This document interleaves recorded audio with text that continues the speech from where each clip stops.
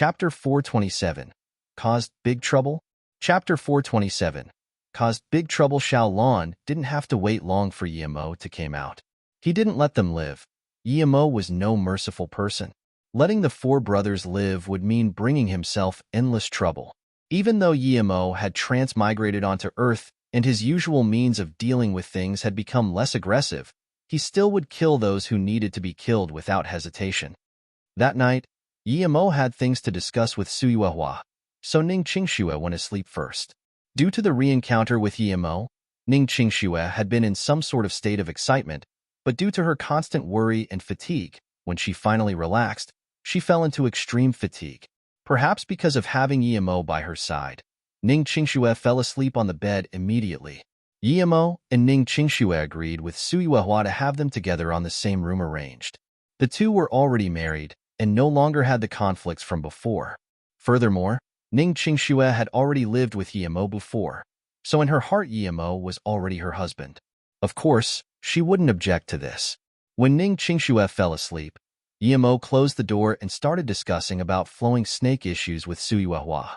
They started a video conference, allowing Yu Miaodong and Zhang Jiayan to participate. Yu Miaodong was already too busy with the company's managing. Although she knew there were all sorts of people coming into Flowing Snake, she didn't have the time nor manpower to investigate. Even if Yimo hadn't found someone to be responsible for this, she was planning to find someone. Now that Yimo had found Suyuehua, it was of great help to Yu Miaodong and the others. The people from Luo, you could also tell from Yimo's attitude towards Suyuehua that she was valuable. When they finished planning the company's issues, it was already 12 a.m. Yimo made Suyuehua in the video conference and then asked, "Sister Yuehua, have you ever heard of the Northern Sand?" Suyuehua nodded. "I have. It is a very mysterious organization. They have their branches all over the world. I heard their ambition is also very great. They want to establish a country more democratic than America. I don't know anything else." Yimo nodded. It was quite meaningful that Suyuehua could even know that. After all, this organization was very mysterious and took every means necessary to achieve their purposes. Yimo didn't believe at all that they wanted to establish a country more democratic than US. "Sister Yuehua, when you arrive at Flowing Snake, while you investigate those infiltrators, you must also investigate the Northern Sand. You can get the funding you need from Sister Yu," Yimo said seriously. Yimo was very uncomfortable with the existence of Northern Sand. Of course, this was related to Dongfang Shi. Although he had killed Dongfang Shi, he still had some unsolved matters with the Northern Sand due to the Space Sunflower blueprint. He had even promised Han Zixin that he would get the other part of the blueprint. Suyuehua fell silent. She knew that with her power, it would be a joke to try to investigate the Northern Sands. Seeing this, Yimo knew what she was thinking and smiled. "You don't need to intentionally send people to investigate. Just keep it in mind in case you hear something. I believe that since you have an ancient martial arts cultivation method, you have quite an important origin. I don't know what happened to you, but as long as you stay in Flowing Snake, I believe you can reach Earth level in 3 years." "What?" Suyuehua was completely shocked. She had spent more than 20 years in order to reach Yellow level middle stage, and now Yimo said she could reach Earth level in 3 years. If this had been a week ago, she would think Yimo was lying to her, but now she was sure that Yimo wasn't. Suyuehua stood up. Her abandoned thoughts of revenge had risen up once again. If she could reach Earth level, then she wouldn't even need Yimo's help to annihilate that small sect. "Brother Imo, if this Yuehua can really reach Earth level and fulfill my dream of getting revenge, Yuehua is willing to sell myself to you for life." Suyuehua changed her title.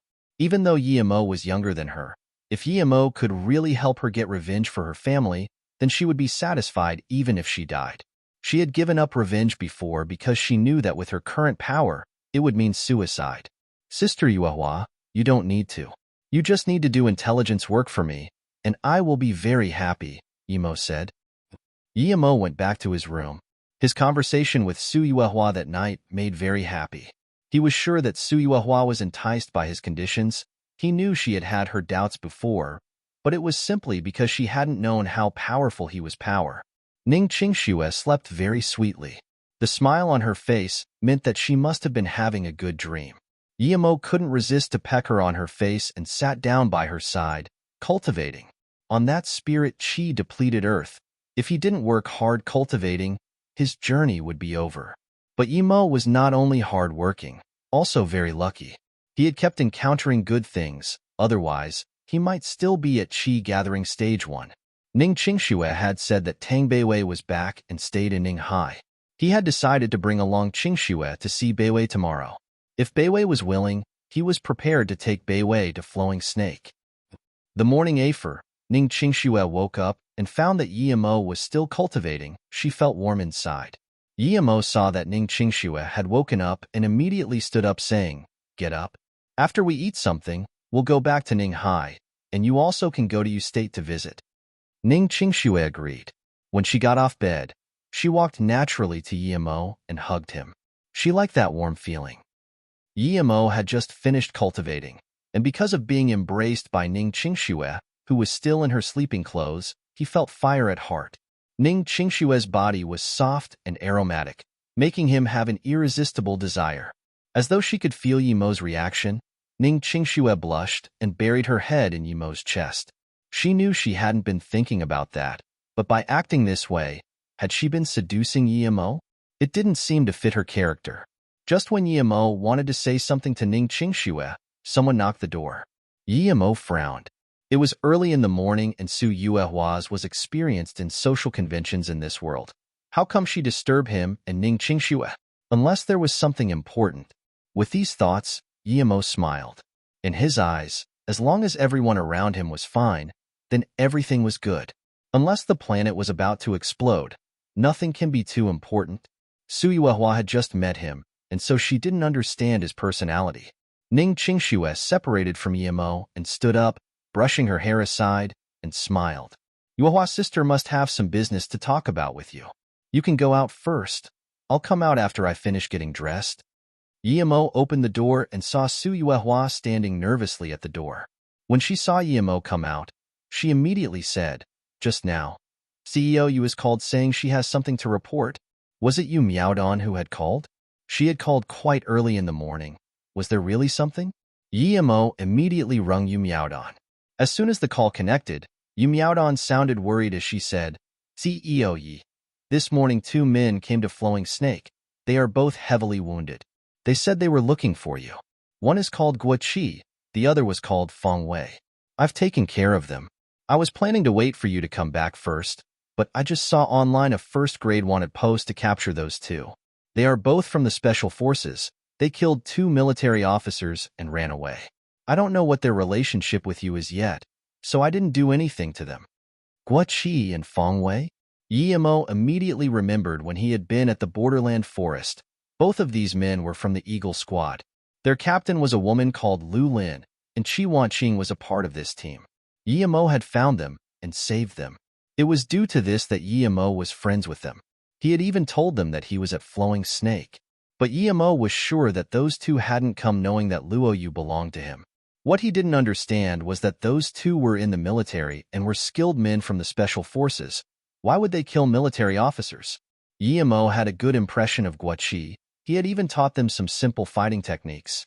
Thinking about this, Yimo said, "Tell them to stay in Flowing Snake. They're my friends. I'll come back in a while." In this moment, Ning Qingxue came out. She walked to Yimo and asked caringly, "Is it about Luo Yu?" Yimo felt comforted and said, "It's not much.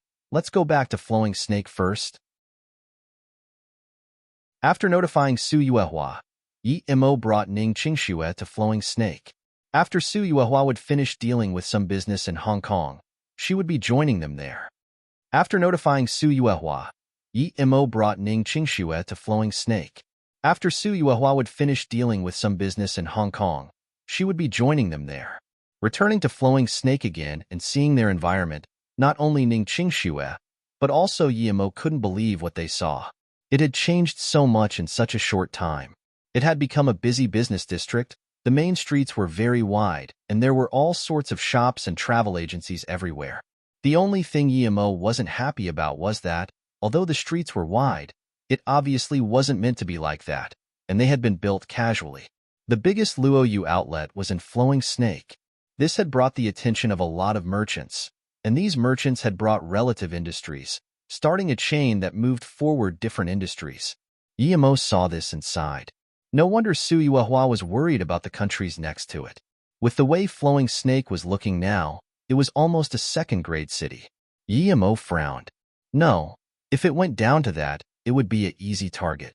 What made Yemo troubled was that if he was by himself, he could just leave. But the truth was that he wasn't by himself. If a country was really going to attack Flowing Snake, then even with his stage 4 power, it would be like throwing an egg at a rock. No matter how strong his fireballs and wind blades were, he wouldn't be able to go against an army. Suyuehua's worry was reasoned. He had to quickly resolve this issue. Otherwise, the longer he took, the more trouble it would be. Although Flowing Snake was under Fong Nan and his men's control, the place was originally chaotic and, as Flowing Snake expanded, there were security issues. Yemo and Ning Qingxue were just standing there and caught a lot of attention. Ning Qingxue was too attractive. No matter where she stood, she would be the most attractive person. Big brother, do you need a hotel? We provide all sorts of service. We'll guarantee you'll be satisfied. Don't worry. I can bring you there now. Just follow me. Before Yemo and Ning Qingxue could gaze at the scene, a middle-aged woman had stopped them.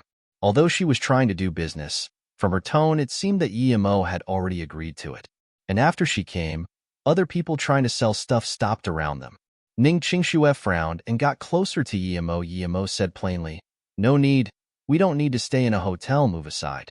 "Friend, how can you not live in a hotel at Flowing Snake? There aren't beauty pills every day, but as long as you live at Out Hotel, I promise you can at the very least buy the beauty pill, hee." Two other bulky men got in Yemo's way. Although the man was talking to Yemo, his eyes were on Ning Qingxue with pure lust. After he finished speaking, he started to play with a small knife. Yemo's expression sunk. He was angry. How had Flowing Snake turned into that kind place? Funny how he thought this was the safest place before. If Yiling wasn't his sister, would she be also harassed like this? This wasn't attracting business. This was threatening them to go stay at their hotel. Do you always coerce your customers like this? Are there no rules in Flowing Snake? Yemo's tone was sharp. This was no different from Flowing Snake 2 years ago, or maybe even worse. He was completely shocked. Flowing Snake had these hoodlums, but it was still so populated.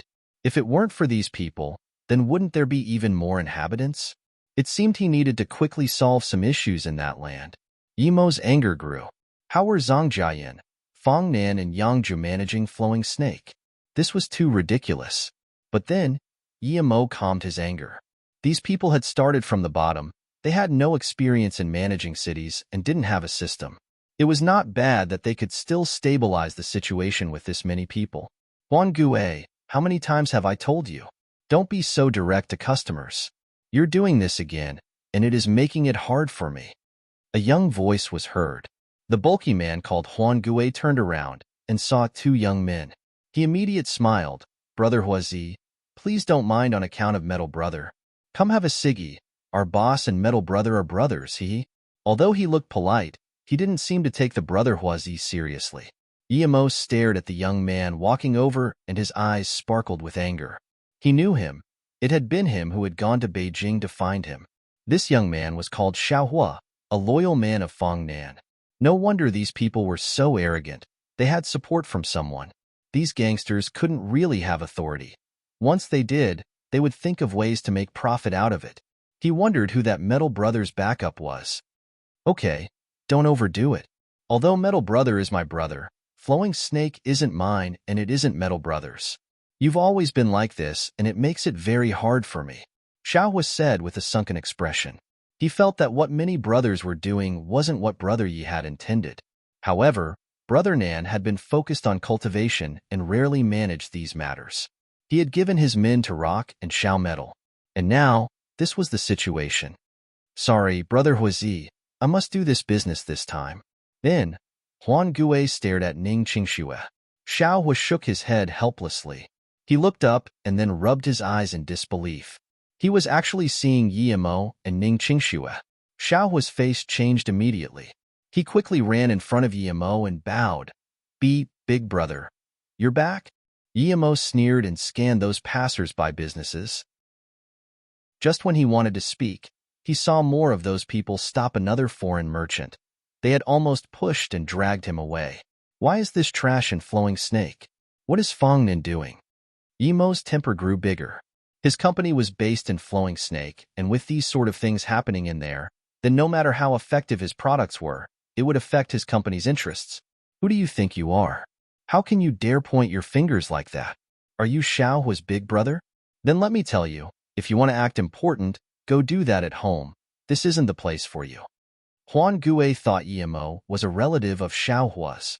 He hadn't heard Yemo's words and walked over with a contemptuous tone. He didn't even take Xiao Hua seriously. He only gave him some respect due to him being the brother of Metal Brother. Slap, Xiao Hua slapped Huan Gue on the face unexpectedly. Piss off, even if you're one of Xiao Metal's men. I won't let this go. I would hit Xiao Metal here. Don't even care about what you can do. Oh, Cheng Jihua, you're so powerful. You're not even the big boss in Flowing Snake. How dare you hit my men? I want to see what you're going to do about it. Then, another young man brought 2 men with him and walked over. One of them seemed to be wearing clothes from the military. Yemo knew this person. He was Xiao Metal, one of the 2 loyal men of Fong Nan. The other one was called Rock, but he didn't expect him to be like this in only 2 years. Oh, perhaps he never changed. He had always been this person. Yet Yemo just couldn't understand him. These people are really unreasonable. Ning Qingxue saw this and frowned. Reason. I am reason dash. Xiao Metal only said half a sentence before he saw Ning Qingxue. Such a beautiful woman. But this woman didn't make him happy. He seemed to have recognized her. This woman had come to Flowing Snake before, and Big Brother Fong Nan had treated her like an important guest. She seemed to be Yi Brother's woman. It was her. Xiao Metal felt not good. He finally saw Yemo, who had a cold face, next to Ning Qingxue. If he had another chance, he would not have looked at the woman first, but the person next to her. The instant Xiao Metal saw Yemo, his heart and body shaked. It was Big Brother, Brother Nan's big brother. He hadn't even had a chance to call Yemo Big Brother. Brother Yi had actually returned to Flowing Snake, and his man Huan Gue had tried to coerce Brother Yi, but had been stopped by Xiao Hua. Xiao Metal didn't even dare to think about what had happened. He had understood. It's over. Xiao Metal's heart was full of worry. He had done overlord business on the big boss. He wondered if the bastard Huan Gue had offended Big Boss Woman. Metal Brother, Xiao Hua is getting worse and worse. He's always been preventing us from doing business lately. If he wasn't a brother of Big Brother, I would have. Huan Gue's voice suddenly stopped. He couldn't speak anymore because Xiao Metal had also slapped him in the face. Before Huan Gue could react, Xiao Metal had kneeled down in front of Yemo. Huan Gue was dazed. But before he could react, he saw his metal brother had knelt down in front of that young man. Brother Yi, I really didn't know it was you. Xiao Metal was really scared now. Other people didn't know Yemo's power, but he had seen it with Fong Nan. Yemo said coldly, So, do you mean that if it had been someone else, you would be allowed to do this? Xiao Metal opened his mouth but couldn't say anything. He believed so indeed. Since Flowing Snake was their land, and their big brother had forbid robbery, then so what if they did some coerced business? Upon receiving Xiao Fire's phone call, Fong Nin ran out as soon as he could. Flowing Snake wasn't big. He arrived at the scene by car in only a few minutes. Upon receiving Xiao Fire's phone call, Fong Nin ran out as soon as he could. Flowing Snake wasn't big. He arrived at the scene by car in only a few minutes. When he saw Xiao Metal kneeling on the ground and Yemo who looking unhappy, Fong Nin knew things weren't going well. It was great news that Brother Yi was back, but he hadn't been managing his men recently. Had they done something that offended Big Boss? Before the car even stopped properly, Fong Nin jumped off and walked to Yemo respectfully. Brother Yi, you've come back? As he cultivated ancient martial arts, Fong Nin knew how weak he was and how unpredictably strong Yemo was. Before, he felt fear and admiration for Yemo, but now it was respect and worship.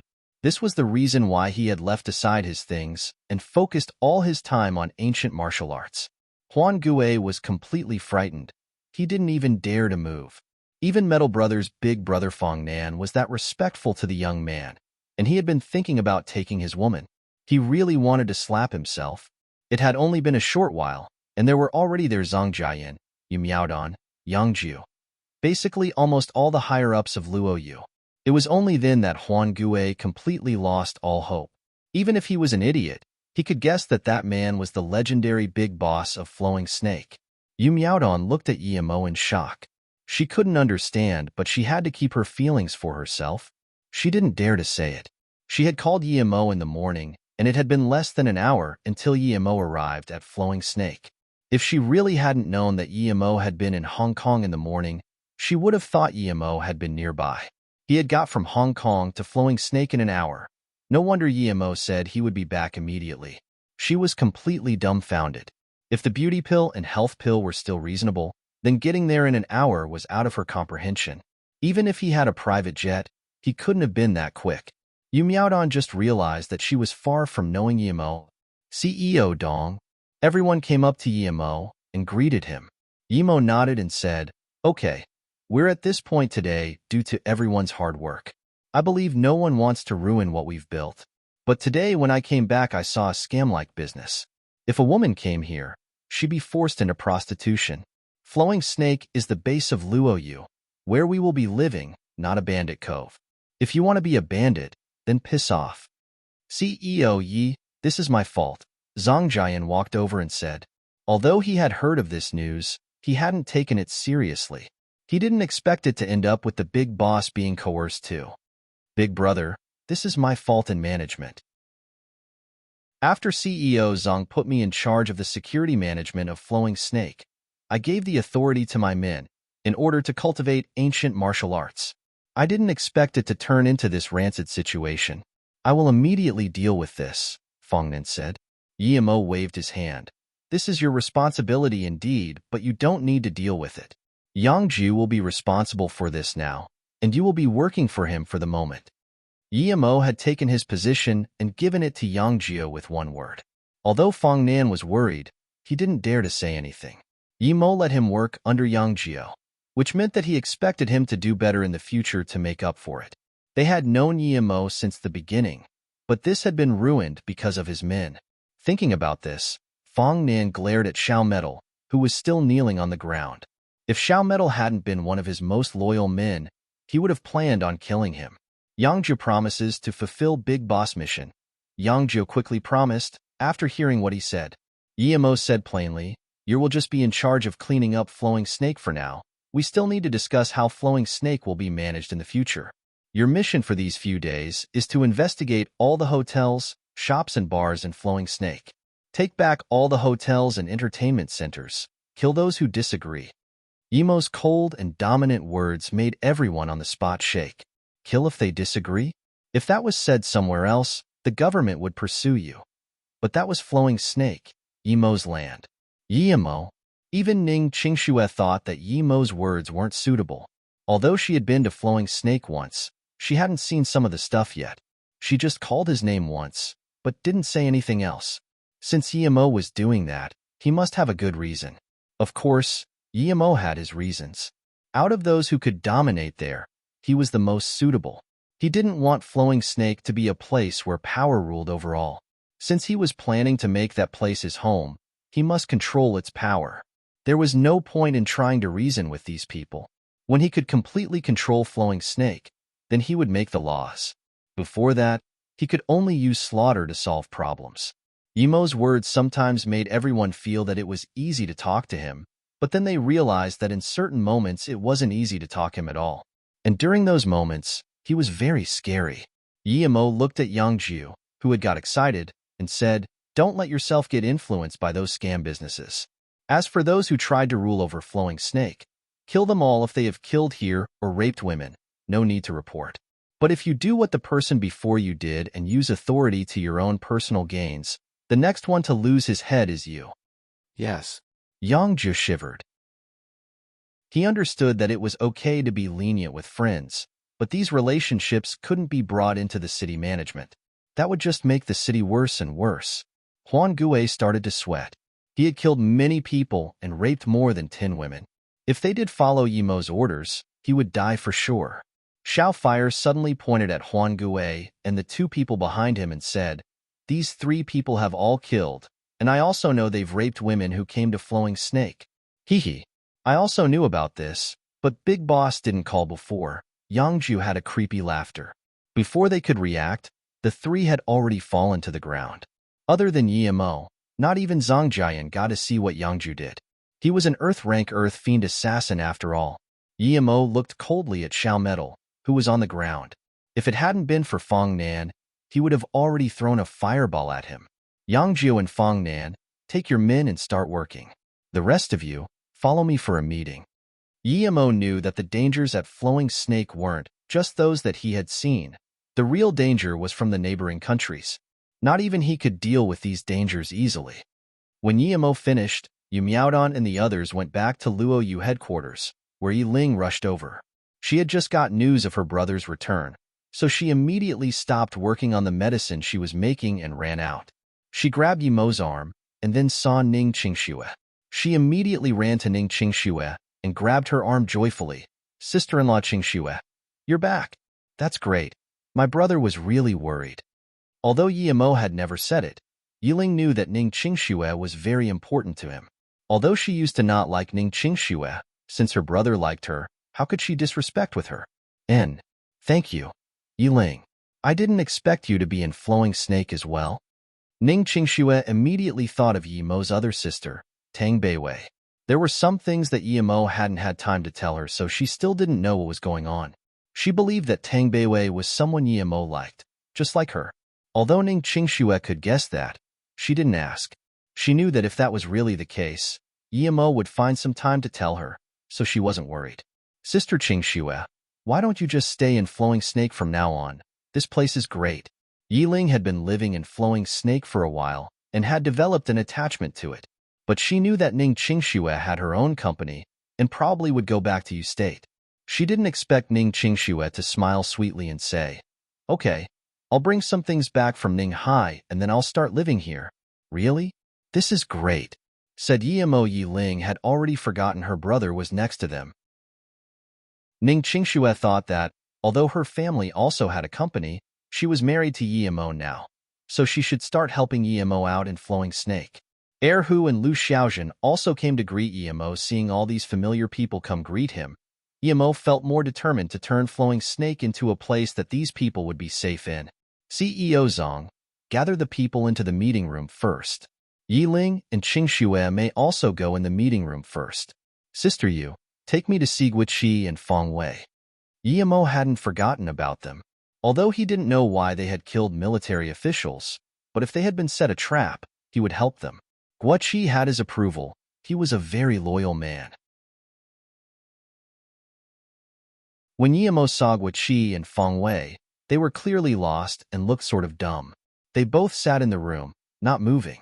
They had gun wounds on them, but it seemed that Yu Miaodong had got people to take care of that for them. When Yimo saw Guoqi and Fong Wei, they were clearly lost and looked sort of dumb. They both sat in the room, not moving. They had gun wounds on them, but it seemed that Yu Miaodong had got people to take care of that for them. Brother Yi, we're sorry. We are causing you trouble. We really don't have anywhere we can go. Guoqi saw that Yimo was expressionless. Master. Although Yimo hadn't taken Fong Wei in as his disciple, he was still used to calling Yimo master. Yimo smiled and let those two sit down before asking, what happened? Guoqi sighed and didn't say what it was. Brother Yi, I'm really grateful to your friend, Sister Yu. If it wasn't for her taking us in, we'd probably be dead now. I really didn't expect you to know the CEO of Luo Yu. After hesitating for a while, Guoqi continued, to be honest, if it wasn't for Lin Lin, I really wouldn't have come here to trouble you. But I know that no one else other than you can save her. Although this request is overbearing, I really want to save her. Guoqi didn't finish explaining. Seeing this, Fong Wei quickly said, Sister Lu and Brother Gua are in love with each other, and last time when we were back, Sister Lu had gotten promoted. This was a good thing, but just when they were about to get married, something big happened. A week ago, the Grandmaster who once instructed us, Su Shi, brought in a young man called Qiu Zhifei to train in our squad. His origin is very powerful, and he could choose which squad to stay in. Eventually, he chose to stay in the Eagle squad led by Sister Lu. This was fine, but the second day after he joined, He got drunk and he got into Sister Lu's room wanting to assault her. However, he couldn't beat Sister Lu and was knocked out. Qiu Zhifei? Yimo suddenly remembered the Beijing Qiu family. Was it them again? If it was, then they were really too cocky. He had just taught Qiu Zhizha and Qiu Dongchen a lesson in Beijing, but now they were causing trouble again. Feng Wei continued. As soon as Qiu Zhifei had been knocked out, Sister Lu's door was kicked open. Lieutenant Han and a sergeant came in together. What Sister Lu didn't expect was that they not only didn't stop Qiu Zhifei, but instead apprehended Sister Lu.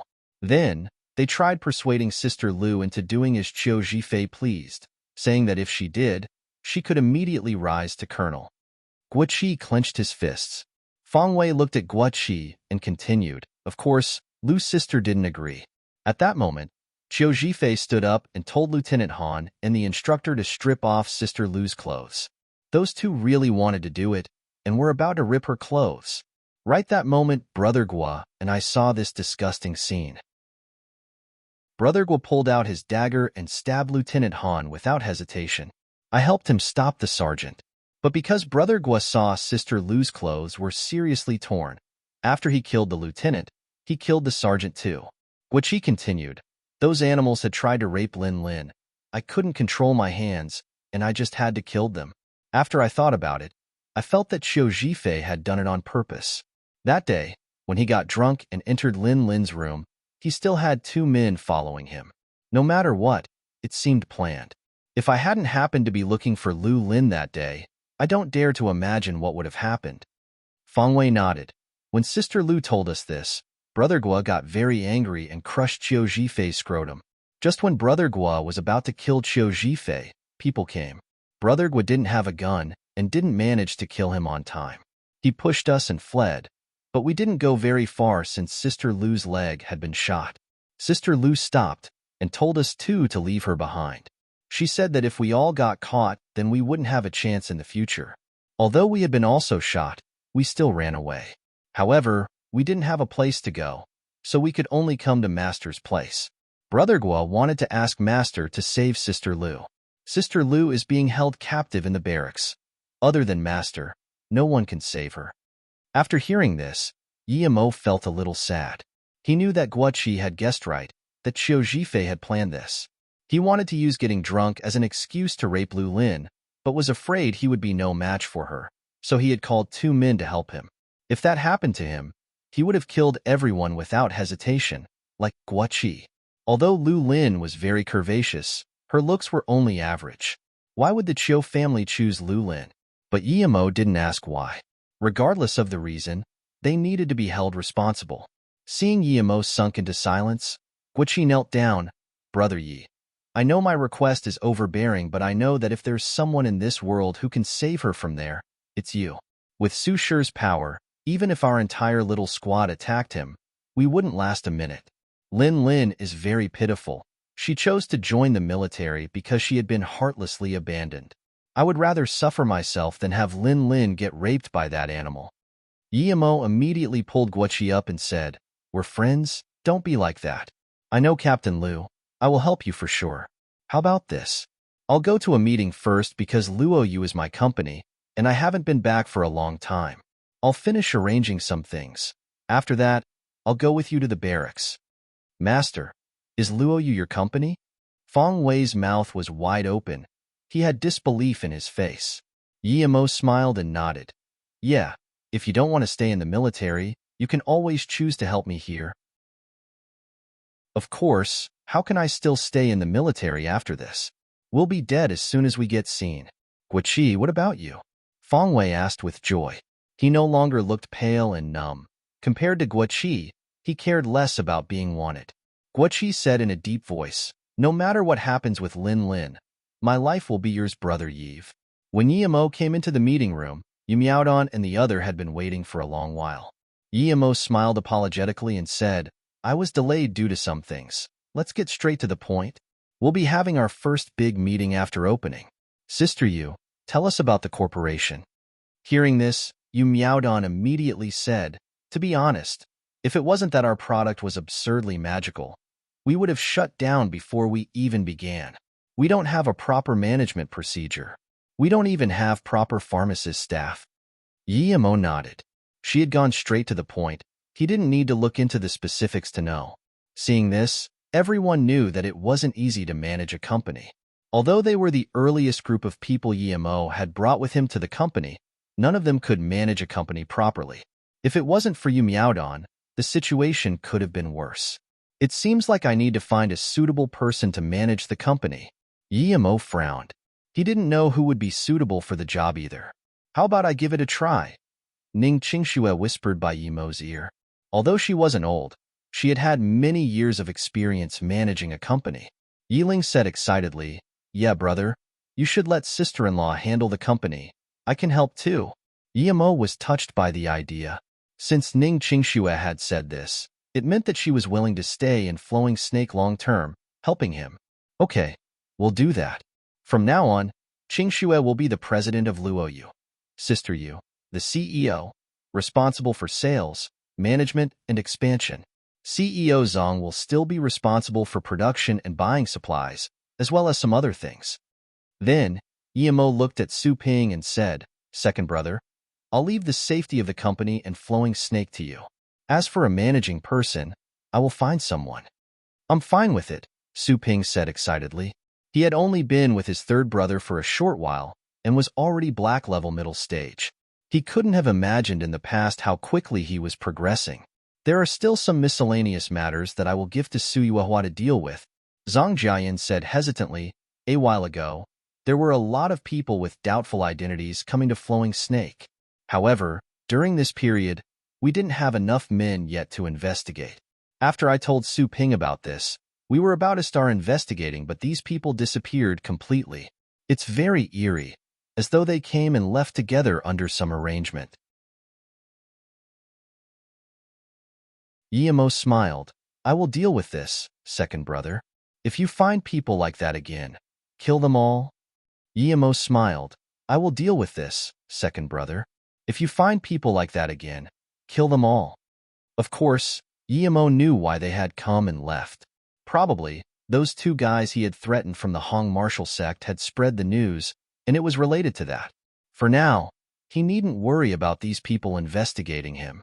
He just needed to find a moment to collect some taxes from them. Yu Miaodong saw that Yemo had dealt with this already and felt assured. She turned and said, "President Yi, I think that if we manage to buy this land here, we won't have that much trouble. If we make our business bigger, I think other people might get jealous." Although Yu Miaodong didn't say who these other people were, Yemo knew it clearly. Although Liu Se and Vietnam hadn't done anything yet, it was hard to say if it would stay like that in the future. "Sister Yu, wait until Sister Yuehua arrives, then you can discuss a specific plan on how to buy the land. See what they say." Yemo also believed that the problem must be solved immediately, otherwise, it would always be a hidden threat. Su Ping nodded seriously and said, "Third brother, I believe once we establish Flowing Snake as our land, we can establish another hidden sect.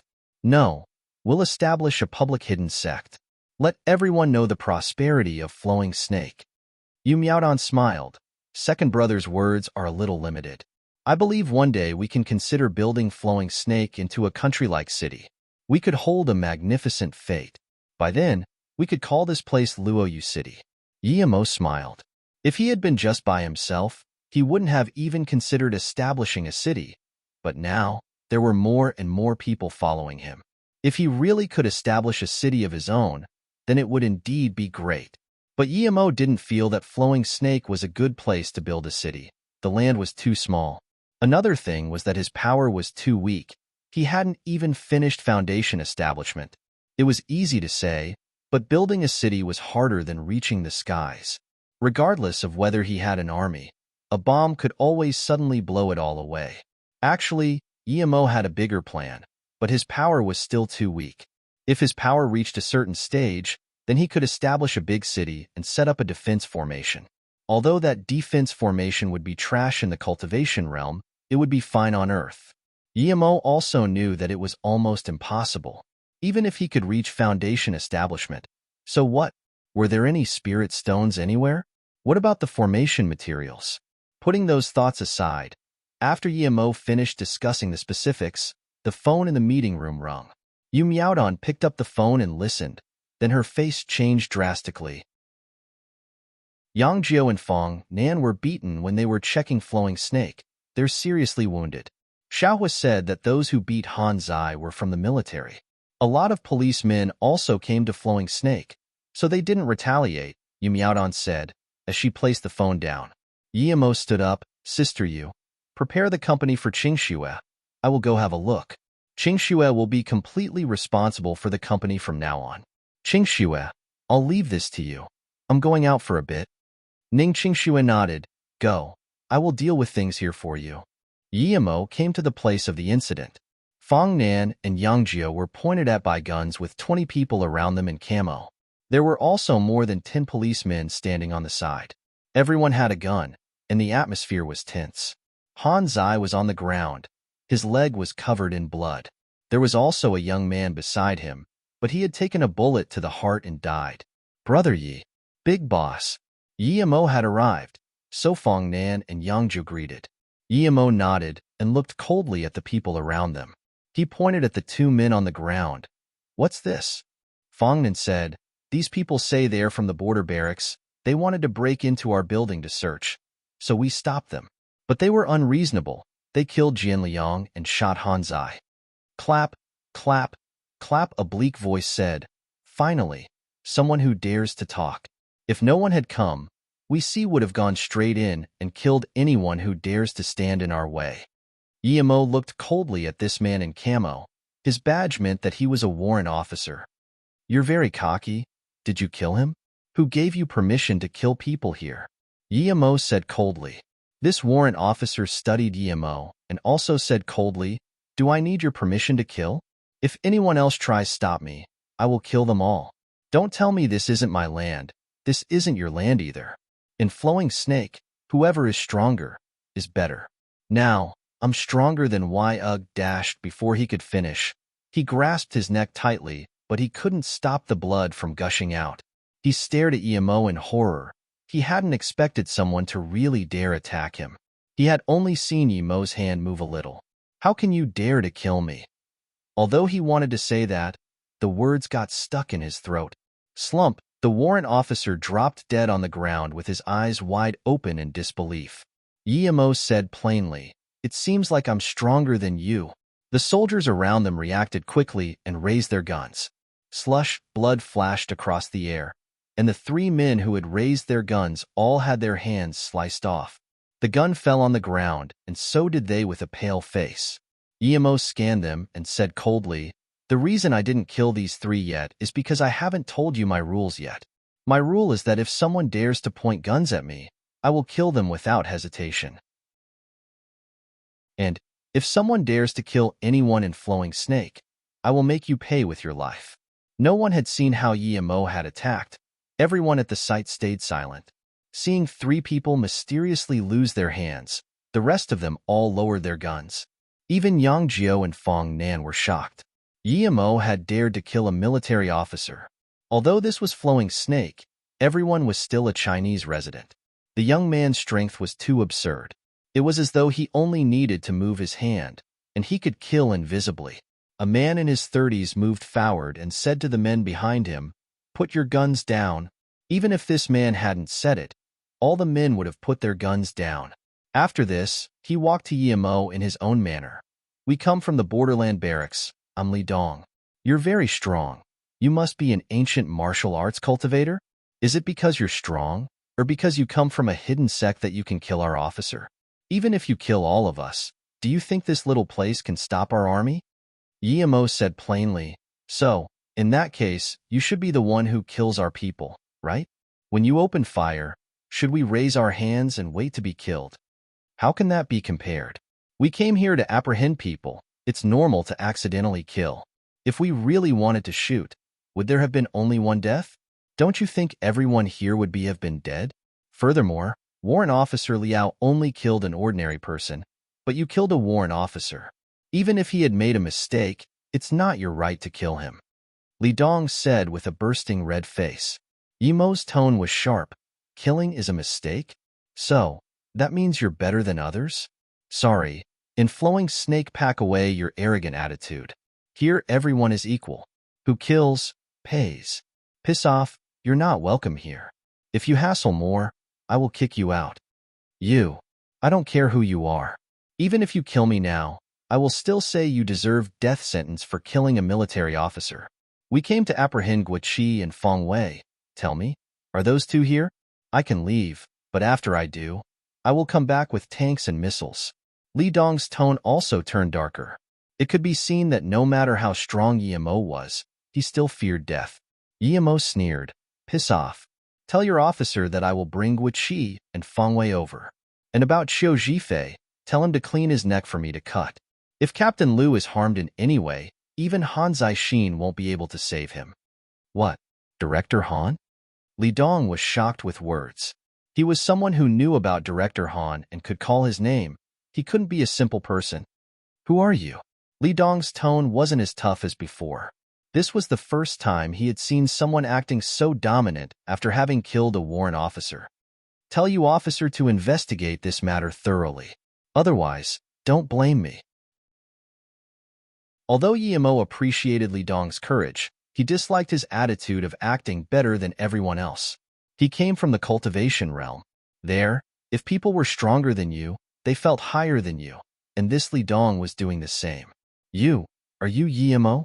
Beijing Yimo? Li Dong's face changed. He didn't know what to say anymore.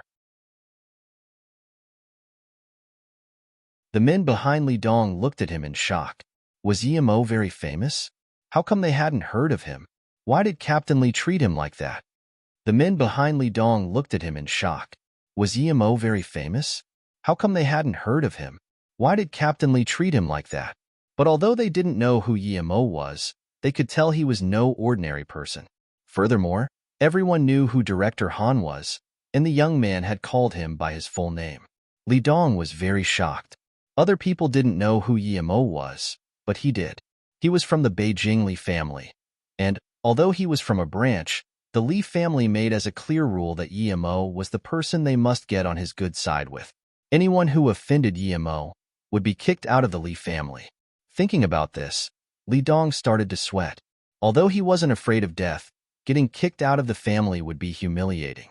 Warrant Officer Liao might already be dead, just like how Song Qiming was killed mysteriously. Everyone knew that it was probably Yimo, but no one dared to do anything to him. A mere warrant officer was nothing. It probably wouldn't change anything. Yet, funnily enough, he had been still trying to make Yimo pay with his life and report him. Now that he thought about it, he had been too naive. Even if Yimo hadn't been that strong, could their army really come to Flowing Snake? It wasn't China's land. If their army came, there would be war.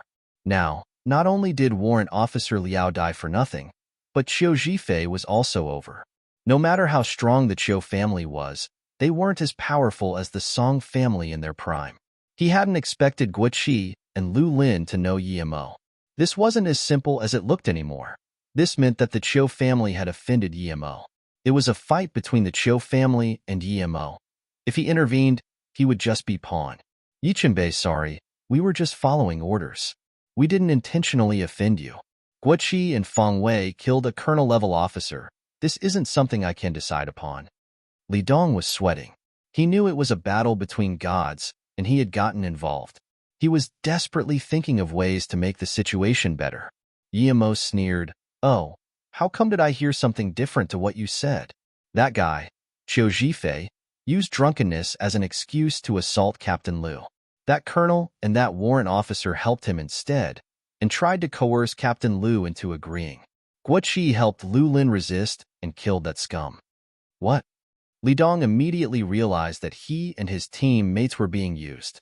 No wonder they specifically chose him to capture Guiqi. They were scared that if news got out, the Li family could only be forced to help the Qiu family. In that moment, Li Dong felt like he had swallowed a fly. Although he knew that Guiqi must have intentionally killed and not just help resist, that wasn't important anymore. He was being used, and he hadn't even known about it. It was fine if Warrant Officer Liao died. He had been trying to use him. But the three brothers that lost their arms, they were his responsibility.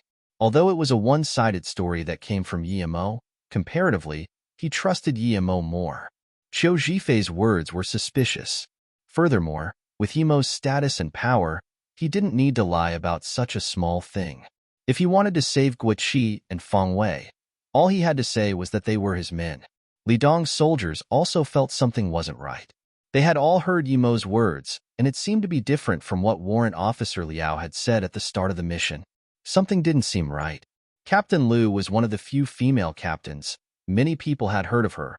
How could she have helped others kill military officers? Yi Qinbei, it is my fault this time. I shouldn't have come apprehended people without doing my own investigation. I need to save my brothers first before I can repent. Li Dong apologized and slapped himself twice in the face. After this, Li Dong said, "Take these three to the hospital immediately. Their hands have been cut off." Li Dong knew he was putting up a show, but he was unsatisfied.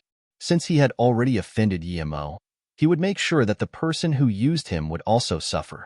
Furthermore, it wouldn't be Yemo Tianyu, that bastard, had nefarious intentions indeed. Looking at ferocious soldiers come and leave desperately, Yemo sighed. If he wasn't Yemo, then even if Li Dong knew he was wrong, he would have still captured these people without hesitation. Sometimes, the world was like this.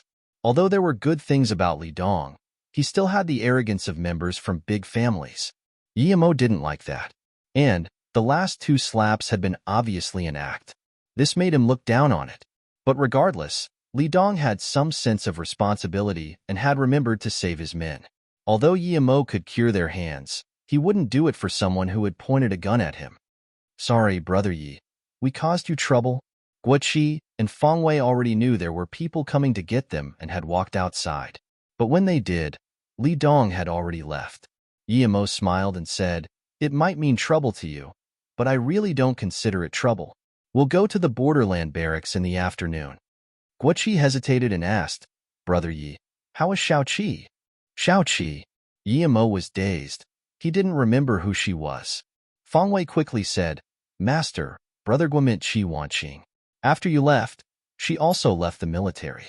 She said to Sister Lu that she was going to go find you, and since then, we haven't been in contact." So, hearing this, the image of Qi Wanqing's pretty face appeared in his mind. Yemo treated her like Yiling, like his sister. But from how she had been to Ning Qingxue when looking for him in the desert, he knew she seemed to feel different about him. Qingxue said that she had gone to study abroad in England. He wondered how she was. Yemo was dazed for a second, and then remembered that Guoqi was waiting for his reply. He smiled bitterly and shook his head. "I've only seen her once after that. I heard she went to England. I don't know anything else about it." "Master, are you saying that you're going to take me and Brother Guo to the borderland barracks?" Feng Wei remembered. He knew that Yemo wouldn't harm them, but he still couldn't help feeling worried. Yemo nodded. "We'll go after lunch. Mo Hai has a helicopter here. We'll use that to get there." "Huh, are we really going?" "Master, if we go, how will we even live to come back?" Feng Wei asked worriedly. Yemo smiled. "If we don't go, how are we going to save anyone?" "Yes, we'll have to save Sister Lu." "Wait, Master, even if we were going to save her, we should sneak in there. If we just appear there like that and hope to leave easily, wouldn't it be suicide?" Feng Wei asked. "Regardless of how it may be, I will go." Guoqi clenched his fist. Feng Wei immediately said, "Brother Guo, I'm coming too, of course. But if we sneak in there, I think our chances would be bigger." "Yes." Guoqi looked at Yemo confused. Going straight in like that was suicide. Yemo waved his hand. "We'll just go doing it the proper way after lunch."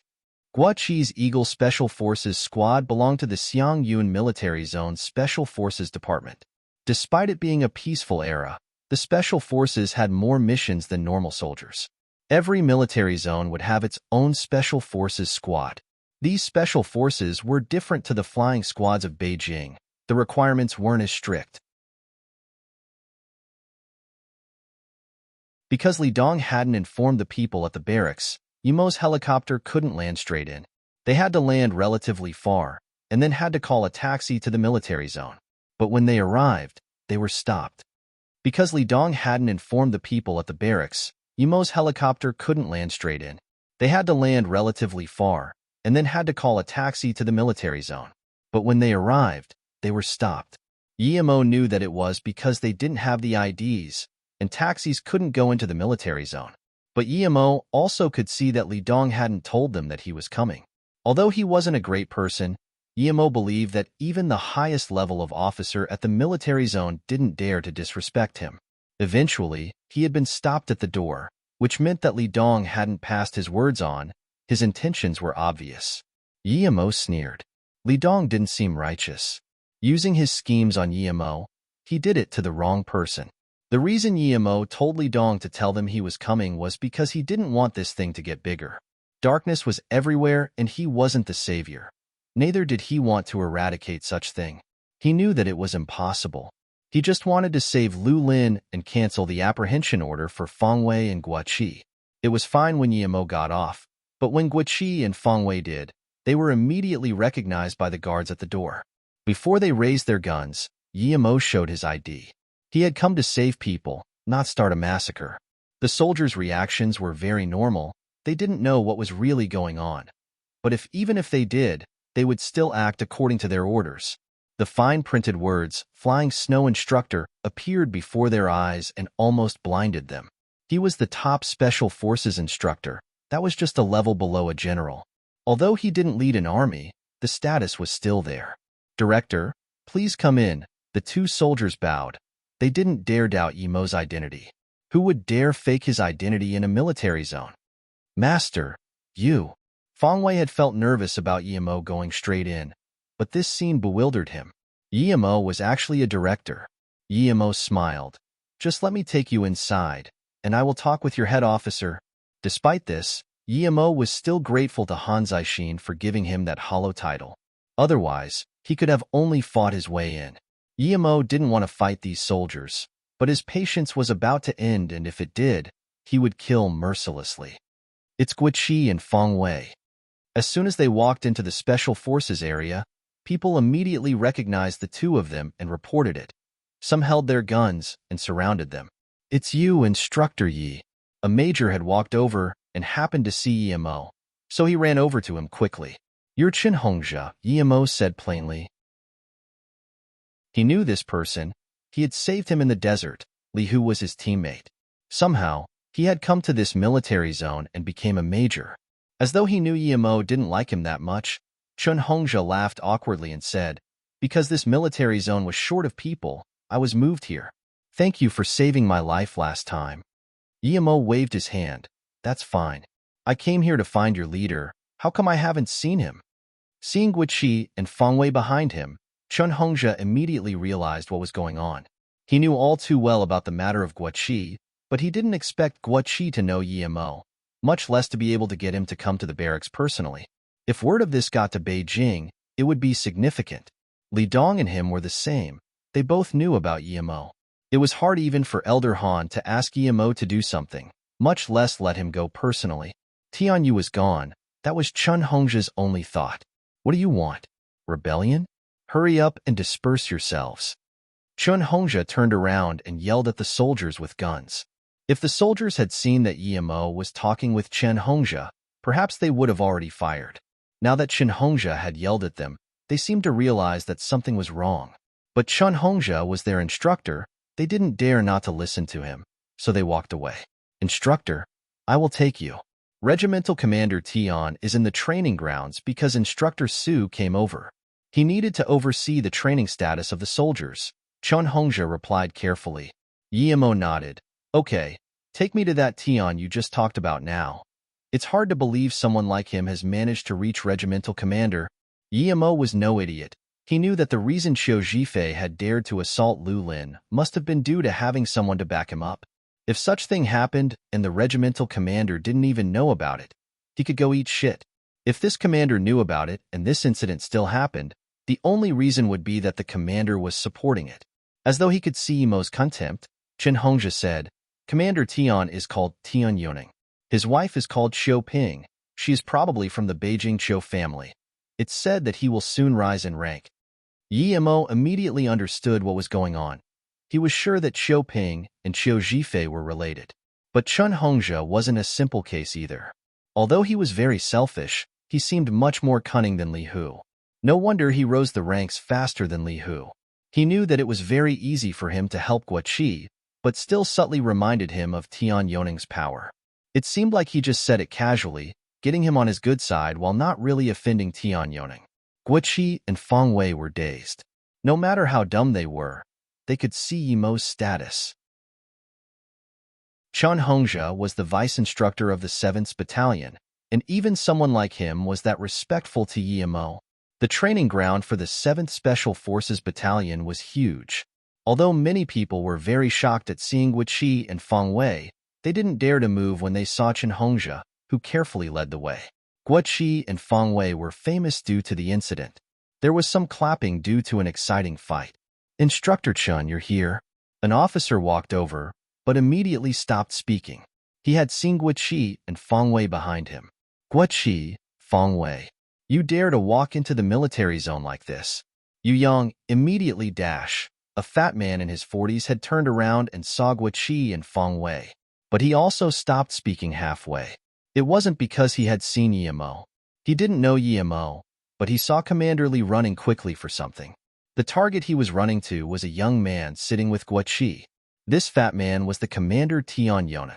Although he was capable, the reason he could reach his position was mostly due to his wife's family. For someone like him, how could he not tell Yimo was no simple person? Commander Li ran to Yimo, and even Chun Hongzhe was nodding and bowing to Yimo. He felt something was wrong, because Chun Hongzhe never had done that to him. What shocked him even more was when Commander Li ran to this young man to salute. Tian Yuning rubbed his eyes. Did a chief commander, especially Commander Li, salute that man? He didn't need to look so reverent and careful. Tian Yuning felt an instinctual sense of dread. He allowed Qiu Zhifei to assault Lu Lin because he had done his research beforehand. These people didn't have anyone powerful to back them up. Why did this happen and Guoqi called out someone this big? He was sure that young man was quite close to Guoqi. One could tell just by how they were walking to each other. The last thought in Tian Yoning's mind was, it's over. Chapter 434. Wanna watch the tigers battle it out? Chapter 434. Wanna watch the tigers battle it out? Tian Yoning immediately started thinking of ways to save his life. He immediately thought of Su Shi. The Li family was a behemoth, but it didn't mean that everyone feared him. Su Shi didn't fear the Li family. Su Shi was from the Heaven Squad. He wouldn't be afraid of the Li family. Even if the Li family leader Li Mingyong saw Su Shi, he needed to show his respects. If it was Su Shi's master, then he needed to be even more respectful. If he got Su Shi to deal with the young man, then even Li Qingkai couldn't do anything about it. And Su Shi had to fight the young man because Guoqi had killed the warrant officer Su Shi had brought. This was a slap to Su Shi's face. Tian Yuning thought about this and almost laughed. It had nothing to do with him. Why was he even scared? He couldn't help to commend himself for being so smart. Commander Li, Tian Yoning. Tian Yoning's fat figure was very agile. He immediately ran to Li Qingkai and bowed. Li Qingkai waved his hand annoyingly and stopped him from talking. He knew that Yimo was there due to Li Dong and, although Li Dong wanted to harm Tian Yoning, he didn't dare to hide it from his uncle. Li Qingkai wasn't someone Li Dong could compare with. He knew too much about Yimo. Not even the Li family could be able to stop Yimo's power, and the Li family needed to have connections with Yimo. One time, Li Qiuyang had met Yimo. They ate dinner together, and he was lucky enough to help Yimo big time. Now, he was an important member of the family. This time, he had such a good opportunity, he didn't want to let it go. Just when Yimo wanted to talk, Tian Yoning had interrupted him, and it made him very annoyed. Are you Li Qingkai? Li Qingkai had already told Yimo who he was when he saw him. Now that Yimo was asking again, he felt strange, but still replied carefully. Yimo nodded and said, I've seen you once. Instructor Yi has seen me before? Li Qingkai was shocked. He knew Yimo wouldn't make things up, but he was always in the military. How could have Yimo seen him? Although he really wanted to call him Brother Yi like Li Qiuyang or Yi Qinbei, but for now, he could only call him using his official title, Instructor. Yimo smiled. A year ago, I was at an auction in the Wuliang Mountains Shixia Temple. I even sold a few pills there. When I entered, I saw 2 people from your Li family. What? Li Qingkai was dumbfounded. Yimo's words were like lightning blasting into his head. Although the Li family was also a part of the five great families, only the Li and Zhang families had people in the hidden sections. Zhang family only had Zhang Zhihui, and he basically never stayed with the Zhang family. So the Li family was the greatest family in China because they had direct connections with the hidden sects, and many of their members would be sent to the hidden sects for cultivation. It could be said that the power of the Li family was far from what the other four families could compare with, excluding the Zhang family if they actually did have Zhang Zhihui with them. There were few people who knew that the Li family had power in the hidden sects, yet Yimo had just mentioned it casually, and this made Li Qingkai very shocked. There were families with connections to the hidden sects, but they usually wouldn't get too involved or the government would get offended. But the Li family could even go to hidden sect auctions, where one could see clearly their relationship. Wait, if Yimo knew that he and Li Qiuming had gone to the auction, then it meant that he also went. How come he didn't see Yimo? He said he had been selling pills there. Huh. Li Qingkai was astonished again. Was he the person who sold the face-preserving pill and then took the blue carrot from the Xia family? It must be him. Yimo saw Li Qingsai's expression and immediately knew that he had recognized him. What happened in the past was no longer a secret, and, with his current power, he didn't need to hide it. That day at the auction, he had seen one person who looked like Li Qiuyang and a person next to him with a mask on. That person seemed to be Li Qingkai. Li Qingkai could no longer contain his excitement. A face-preserving pill was worth more than 1 billion. If Yimo was the person who had sold it, he only needed to keep making them and his wealth would be enough to buy any country he pleased. Yimo nodded and didn't say anything. He looked at Tian Yoneng, who was listening on the side. The man's expression changed rapidly. If his perceptive skills weren't so good, he wouldn't have even thought that this fat man was the person who had been raging about capturing Guiqi and Feng Wei. Tian Yoneng had a smile on his face. His look made people think that he was truly happy. Seeing Yimo and Li Qingsai's conversation come to an end, Tian Yoneng quickly said, "Commander Li, I've prepared a feast to welcome you." "Commander Li, may I ask who this is?" Before Li Qingkai said anything, Yimo waved his hand and said, "Are you Tian Yoneng? It's only 2 p.m. and you've already started eating. No wonder you're so bulky." Yimo's words almost made Tian Yoneng puke. He was all fat indeed, but that had nothing to do with being bulky. Although he wanted to eat Yimo in that moment, he maintained a warm smile on his face and said, "Haha, it's indeed a bit early for food." Yimo said without any manners, "Since it's too early, then bring Captain Lu Lin. I don't have time to waste talking to you." Tian Yoneng's face looked a little stale, and his smile became a little forced. Even if Commander Li was going to capture someone, he couldn't act like this. This was smacking him in the face. He had approved the capture of Lu Lin, and now that young man came and told him to release her without giving him any reason. Even if Yimo wanted to free her, he needed to give him a reason for it to make sense. He would say, "Oh, is that so? I'll let Lu Lin come over immediately." Afterwards, he would report it and let someone else who could handle it deal with Yimo. But he didn't say anything and just asked for her again. He was too bossy, and the young man hadn't even introduced himself. Although Tian Yoneng wanted to rage, he didn't dare to. Who could he be for Li Qingkai to treat him so respectfully? Yes. But Lu Lin's case is a bit serious. She has just been transported out and she is still on the road. "May I ask, who are you?" Tian Yoneng said carefully. Yimo sneered. "Then get her back immediately. I'm taking her away. If she loses even a strand of hair, I will cut off your arm. If she loses a nail, then I will take your life." Tian Yoneng was an experienced man, but he couldn't help getting angry. That young man was too cocky. Although Li Qingkai didn't know what had happened, he just saw Tian Yoneng's face and said, "Commander Tian, I believe you should do as Instructor Yi says." "Oh, yes. Tian Yoneng didn't expect Li Qingkai to tell him to listen to the young man without hearing the reason first. Who was this young man? How was he an instructor? "Yu Yang, immediately get Lu Lin back to the barracks." Tian Yoneng was full of anger and could only vent it on his men. Seeing Yu Yang leave, Tian Yoneng turned around and said to Li Qingkai and Yimo with a smile, "Lu Lin would be back in an hour at most.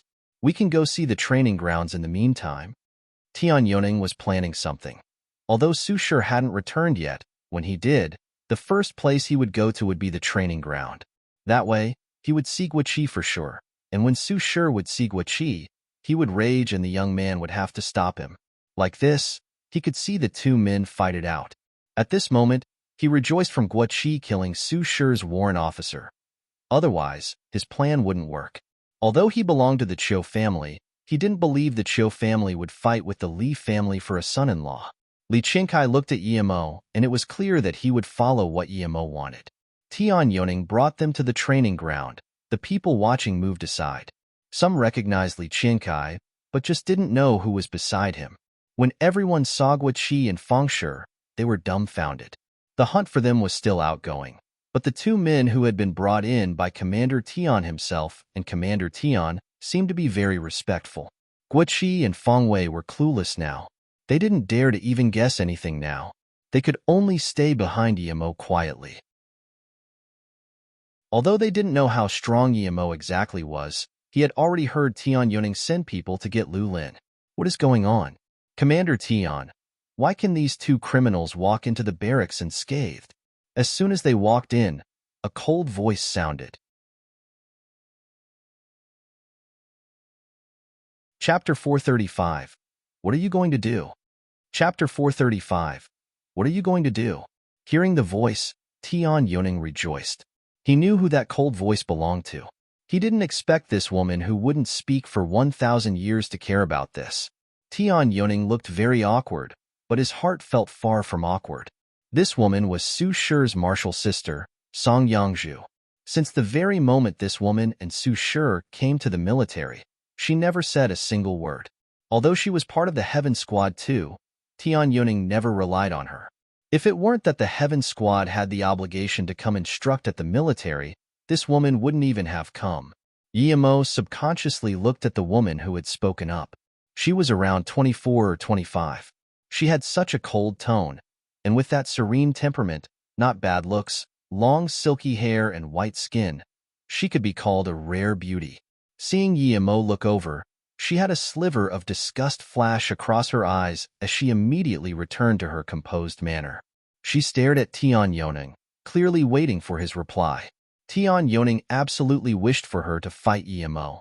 How could he not reply?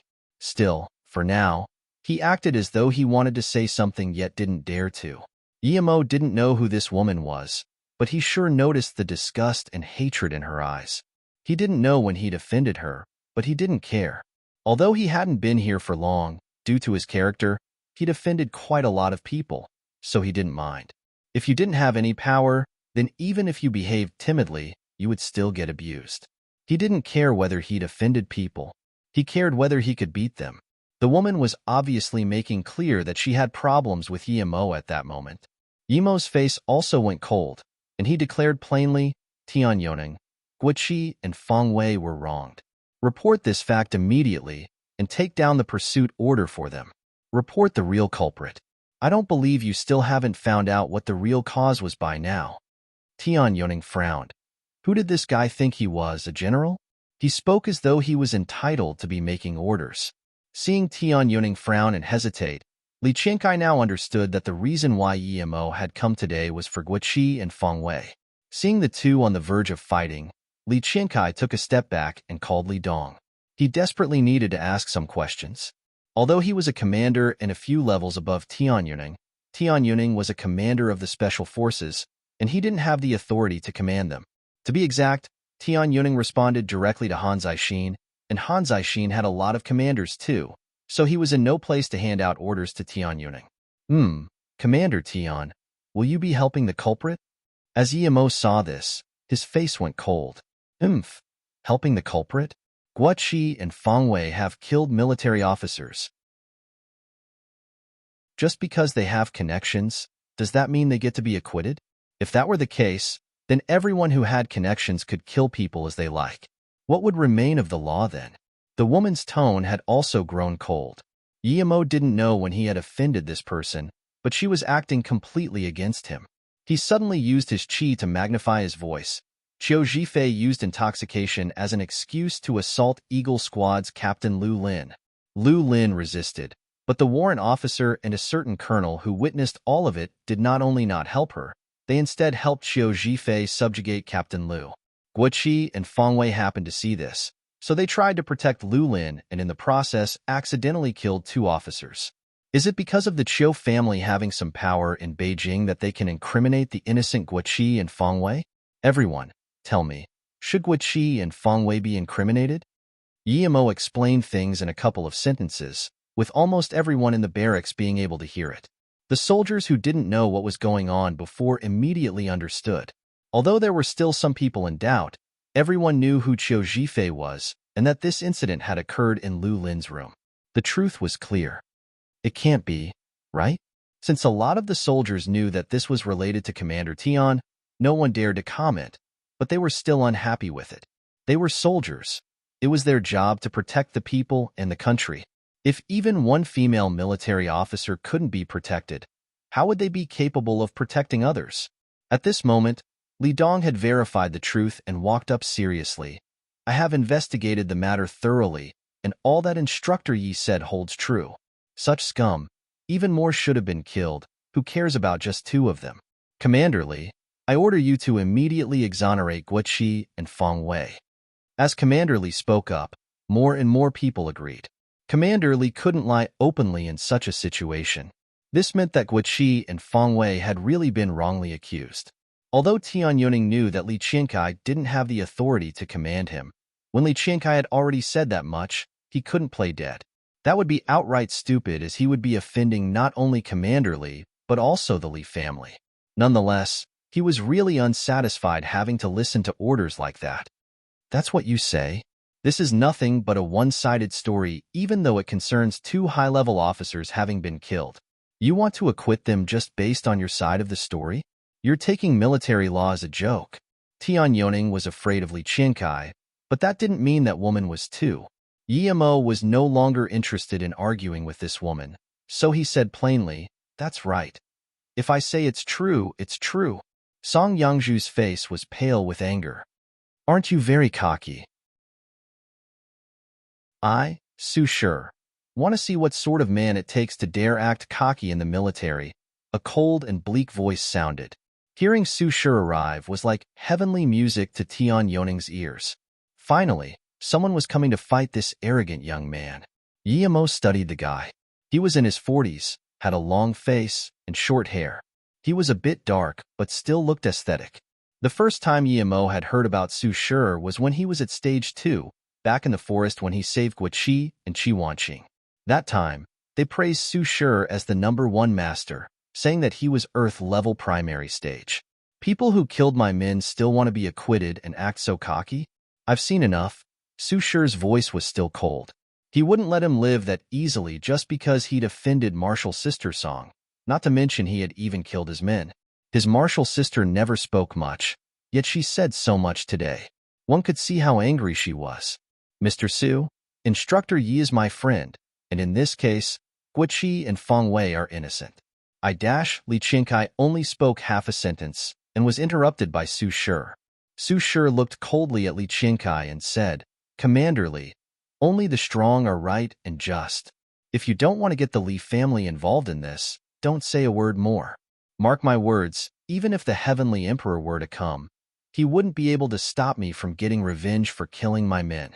Our Heaven Squad has never abused its power towards others, but others also shouldn't try to abuse us. Song Yangzhu hesitated, but eventually didn't say anything. Su Shi didn't know Yimo, but she did. There was a deep feud between her and Yimo. She didn't want Yimo to live comfortably. Hence, now that Su Shi challenged Yimo, even though she knew that Su Shi was no match for Yimo, it would be enough to annoy Yimo and make him have more enemies. Yimo smiled plainly. Heaven Squad? Is this Heaven Squad really strong? Is Tan Jiao, that old fart, having itchy skin? It seems I didn't teach him enough of a lesson last time. Looks like I need to go back to Beijing once again.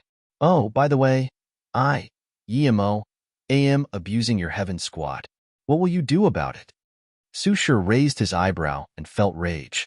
How dare he say such words? How dare he call his master Tan Jiao an old fart? And he was openly declaring he was abusing the Heaven Squad? Su Shi had never seen someone who didn't fear death to this degree. Hold on, something wasn't right. Someone called Instructor Yi who was this young? Was he the Yi-mo? Considering this, Su Shi immediately cooled down.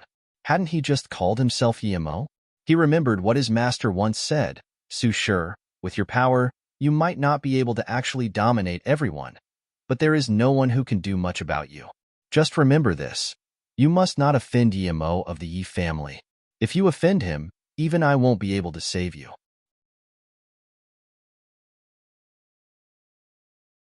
Chapter 436, Cruel and Nasty Person. Chapter 436, Cruel and Nasty Person. Tianyuning was the only person who was happy to see Yi-mo be so cocky. He had the guts to utter such words to Su Shi. He would be a dead man for sure. Tianyuning was very aware of Su Shi's identity. Even the Li family's leader wouldn't dare say something like, abusing the Heaven Squad. This was really a sign of brain damage. This young man was probably too naive. If he were to realize what the Heaven Squad represented, he would probably lose his ability to speak then. Su Shi's face went from green to white.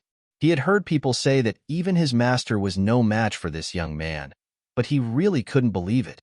His master was at the great heaven level. A great heaven level man was no match for a young man in his 20s. Su Shi really couldn't believe it. Su Shi didn't know whether he should continue challenging Yi-mo or stop there. He was very talented, and under Tan Jiao's careful tutelage, he had finally managed to reach Earth level in his 40s. Even in the hidden sects, only the best genius amongst geniuses could achieve this. If he backed down in front of so many troops, how could he keep his face? Tianyuning saw Su Shi's face was pale. Of course, he couldn't believe that Su Shi was scared. He believed Su Shi was angered because of Yi-mo, and he knew it was time for him to come out to prove his standpoint. The reason he could reach his current position was due to his good manipulation skills and knowing when to take the right team. A capable person must not only use others to fight others, but also stand on the correct team as fast as possible and stay in it. He was such a manipulative person. He had successfully gotten Su Shi and Yi-mo to fight. Yi-mo had even said such rude words. It was now time for him to pick a side. Tianyuning sneered. Who are you? Who do you think you are? This is a place for Commander Li and Instructor Su to talk. Who told you to intervene? Is Instructor Su someone you can speak loudly to? Young man, you had a mother that gave birth to you, but you didn't have a mother who taught you manners. You won't live long like this. He knew that Yi-mo's origin couldn't be simple, however. The more he spoke like that, the angrier that man would be. The young man would explode in anger. Then, Su Shi would stop him. When they can't hold back any longer, Su Shi would take him out. Then, he would support Su Shi and tell him that this young man's background might be detrimental to Su Shi. With Su Shi's arrogance, he would protect him for sure. As long as he got on the good side of Su Shi, he believed Li Qingkai wouldn't go against him for that young man. Perhaps once he got on the good side of Su Shi, the Qiu family would look at him in different light. Although there was a risk in offending that young man, if he wanted to climb high, there would always be risks.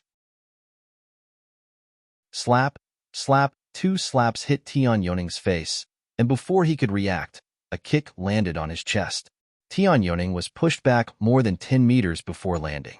He spat out mouthfuls of blood, and he wasn't breathing properly. Of course, Yi-mo knew what the man had been thinking, but he wasn't going to waste time talking to him. Although the kick didn't kill him, he was barely half alive. Tianyuning crawled on the ground as guards went over to help him up. He looked at Yi-mo with a face of disbelief. That man had dared to attack him openly in the barracks. He wanted to order people to immediately execute Yi-mo, but he couldn't speak. He just wanted Su Shi to attack quickly and kill Yi-mo. But he observed with disappointment that Su Shi didn't do anything about Yi-mo beating him. It seemed as if those cocky words he had said before hadn't come from him, as he sunk into silence. Tianyuning's heart sunk.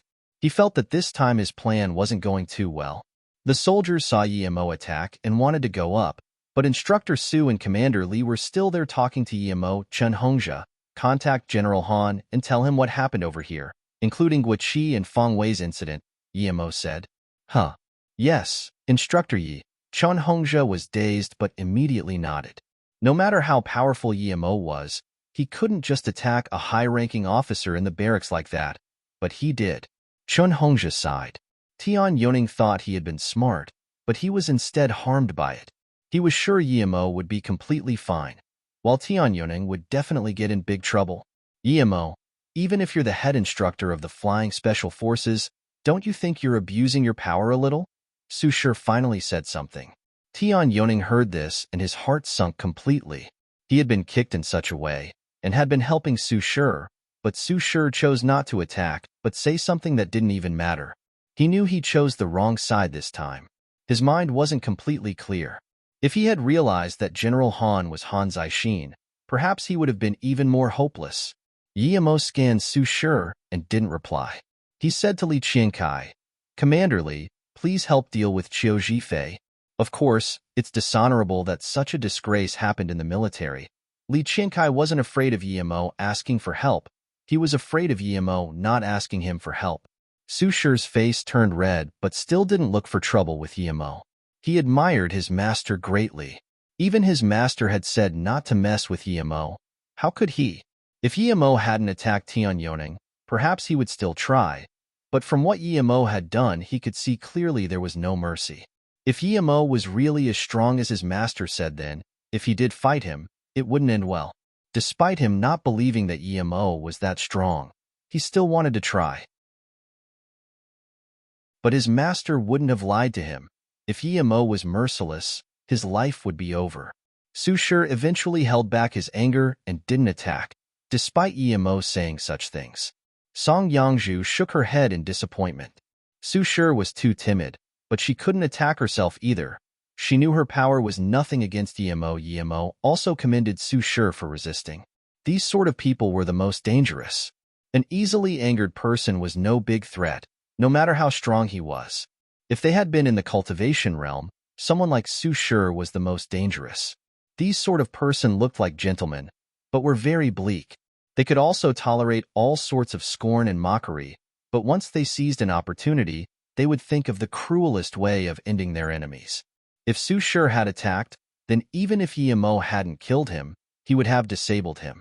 But Su Shi didn't attack, so Yemo couldn't just go up and beat him up. Yemo had a sliver of disappointment in his eyes. Su Shi acted cocky, but he only did so to people he could act cocky with. Song Yangzhu saw his disappointment and was shocked. Did Yemo want Su Shi to attack? Sister Lu is back. Feng Wei's eyes were sharp, and he was the first to see Lu Lin get off a jeep. Guoqi had already rushed over there. Yemo also saw Lu Lin was fine, and didn't seem to have been interrogated harshly. Then, he felt safe to say goodbye to Li Qiankai. The reason he had asked Li Qiankai to deal with Qiu Zhifei was because he didn't want to directly attack the Qiu family. Although Qiu family had offended him twice, these weren't caused due to a direct offense to him. He didn't need to, and didn't have the time to annihilate the Qiu family. The Qiu family was different from the Song family. The Song family wanted him dead constantly and kept attacking his kin. That's why he had the killing intent. Yemo wasn't a savior, and there were too many cocky second generations of the big families. He couldn't kill them all. As long as they didn't offend him, he didn't care. Seeing Yemo leave with the 3 people he had helped and the accompaniment of Commander Li, Su Shi felt relaxed finally. In one instant, he had really wanted to challenge Yemo immediately, even if his master told him not to do so. But the moment he did, he had felt an intense killing intent from Yemo. Su Shi looked intriguingly at his martial sister Song Yangzhu. She never got involved in others' business, but today she had seen the conflict with Yemo due to Guoqi's incident. And when he had been about to attack, she hadn't say anything. Her actions were very odd that day.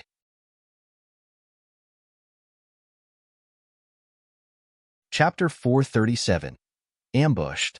Chapter 437. Ambushed. Lu Lin and them still couldn't believe that they had gotten out so easily. They joined Flowing Snake without hesitation. Yu Miaodong couldn't believe that Yemo had only gone out for a stroll and brought the people back. It was as though killing a military officer didn't matter anything at all. Yu Miaodong felt that she could no longer comprehend her boss. Only Ning Qingxue felt this was normal.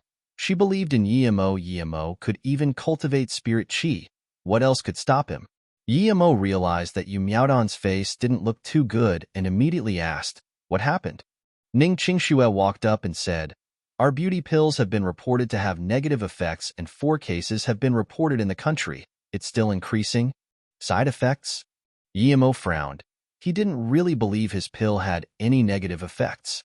It was impossible. Although they weren't real pills, it was still the result of thousands of years of improvement on the Luoyu continent. How could there be negative effects? Someone was ambushing Luoyu. This was Yemo's only thought. He was sure of it. Yemo sneered. You can't beat us overtly, so you use subvert means. Okay, I'll make those schemes fail as well. Sister Yu, who is ambushing our company? Yemo asked. President Yi. How do you know people are ambushing us? Yu Miaodong was even more shocked. No matter how confident he was about his medicine, he should have a little doubt at least. Yemo smiled and didn't reply. Ning Qingxue asked, It should be Yuan Bei Corporation. They never hid their schemes from us. They're not even afraid of us knowing. Oh. Yemo frowned. Was there such a cocky company? He still hadn't had time to get revenge regarding Qingshue's incident, and they were already asking for trouble again. Yu Miaodong nodded. Yes, Qingxue is right. As soon as problems were reported, Yuan Bei Corporation declared that they would never cooperate with people who produce harmful products, and everyone who did will be their target for attack. They even heavily criticized using fake herbs and added chemical ingredients to harm and lie to the public. The reason this spread so fast was due to them. Yemo had a look of contempt. They were ambushing them openly. Like this, Luoyu would immediately know that it was Yuan Bei Corporation attacking them. Because of this, large amounts of journalists have swarmed into Flowing Snake and are preparing to dig up our roots. Today, our beauty pill and health pill sales have dropped significantly. Although we still sold out, it wasn't sold out as soon as we brought the stocks in. This is only the first day. Things might get worse in the future, Yu Miaodong said worriedly. What's the negative effect? Yemo asked. Having rashes all over the body, and especially focused on the face. This is still the early stage. Many people think the latter stage could be the destruction of face. Yu Miaodong didn't look optimistic. Although she knew they were being framed, she had no way out of this situation. Yemo had understood. He immediately said, Continue to plan for the expansion of the company. I will deal with this. By the way, Sister Yu, did you set up the outlet at Shitong City? Yu Miaodong immediately said, That's still in preparation. We haven't sold anything yet. Okay, then make good use of your time. Guoqi, Feng Wei, and Lu Lin will be our men from now. Let them be responsible for the construction of Flowing Snake and its safety. Let Yang Jiao and Feng Nan assist them for now, Yemo said, and then turned to Lu Lin. When Suyuehua comes to Flowing Snake, she will be your responsibility. Then, Yemo said to Yemo, Help me find a high-definition camera. I'm going to Hefeng. I want to see how capable the Yuan Bei Corporation is. Then, Yemo seemed to have thought of something and asked, Do we have someone to go to Lu Se in Vietnam to discuss about the land? Yu Miaodong immediately nodded. As soon as our meeting is over, I will send people over. Yu Miaodong was also very worried about that. With her reply, Yemo felt assured. After these things were decided, Yemo went out to Flowing Snake. With the pursuit of Feng Nan and Yang Jiao, the situation was getting better. Although there were still all sorts of people there was no longer coerced business. A broken sword? Yemo stopped. It was a stall. The man who owned the stall was a man in his 30s. He had no power, but he had a faint sense of earth on him. He was probably a tomb raider. There were some antiques and jewelry on the ground, but what attracted Yemo's attention was that broken sword. Yemo knew this broken sword because it was him who broke it. When he first made his flying sword at Wuliang Mountain, he had met Zhang Zhihui and broke his sword. The broken sword was Zhang Zhihui's. He didn't kill Zhang Zhihui at the time and had just told him to go to the Broken Fist Hall instead of annihilating it. Zhang Zhihui took the broken sword with him at the time, but after he left, he had never seen him again. He even went to the Xinjiang family, but still didn't see him there. Then, he had been busy and never had the time to go to the Broken Fist Hall to check. Yet now, he saw his sword on that stall. Yemo was sure Zhang Zhihui cared a lot about his sword because, when he broke it, Zhang Zhihui still took it with him. Seeing Yemo pick up this sword, the man immediately said, This sword is very ancient. Although it's broken, it has great value. I don't understand it, that's why I'm selling it. If you're interested, I can give it to you for a cheap price. Yemo nodded. Indeed, I'm interested in it, but you must tell me its origin before I buy it." Hearing this, the man started to talk incessantly. "This sword doesn't have a simple origin. I was with a few friends in the ancient ruins of the city Lu Lan Dash." The man still wanted to make up stories, but was stopped by Yemo's sneer. "If you keep making up shit, I will make you leave Flowing Snake immediately, or you can spend the rest of your life in prison here," Yemo threatened. Then, Yemo realized that there was no prison in Flowing Snake, but it would be better if one was built. The man shivered. Although there was gold everywhere in Flowing Snake, the legal system wasn't complete there. If he went to prison there, he would never be able to get out. And if that man could say such words, it meant he was a local snake at Flowing Snake. "I'll tell you. I found this at the Qingshao Mountain in Sichuan. I was with some friends doing business there and found this in a valley." "What was around it?" Yemo asked. The man didn't dare to hide anything and said, "There was some blood around it and broken clothes. It was probably from someone who had gone up the mountain alone and had encountered some beast."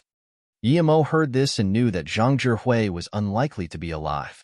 The headquarters of Broken Fist Hall was on the Qingshao Mountain, but Yemo was aware of Zhang Zhihui's power, Earth-level middle stage. Yemo had killed the main leaders of the sect and, even if he hadn't, with Zhang Zhihui's power, he wouldn't have lost his life there. It seemed Zhang Zhihui had encountered someone tough. Since Zhang Zhihui had been working for him and something had happened, he should go investigate for his sake. "How much is this sword?" "I'll take it," Yemo said. 1,000. "Wait, 500 is fine." He was scared that Yemo was a hoodlum. Yemo took out a 1,000 and gave it to the man. 1,000 is fine. Draw an image of the place where you found it.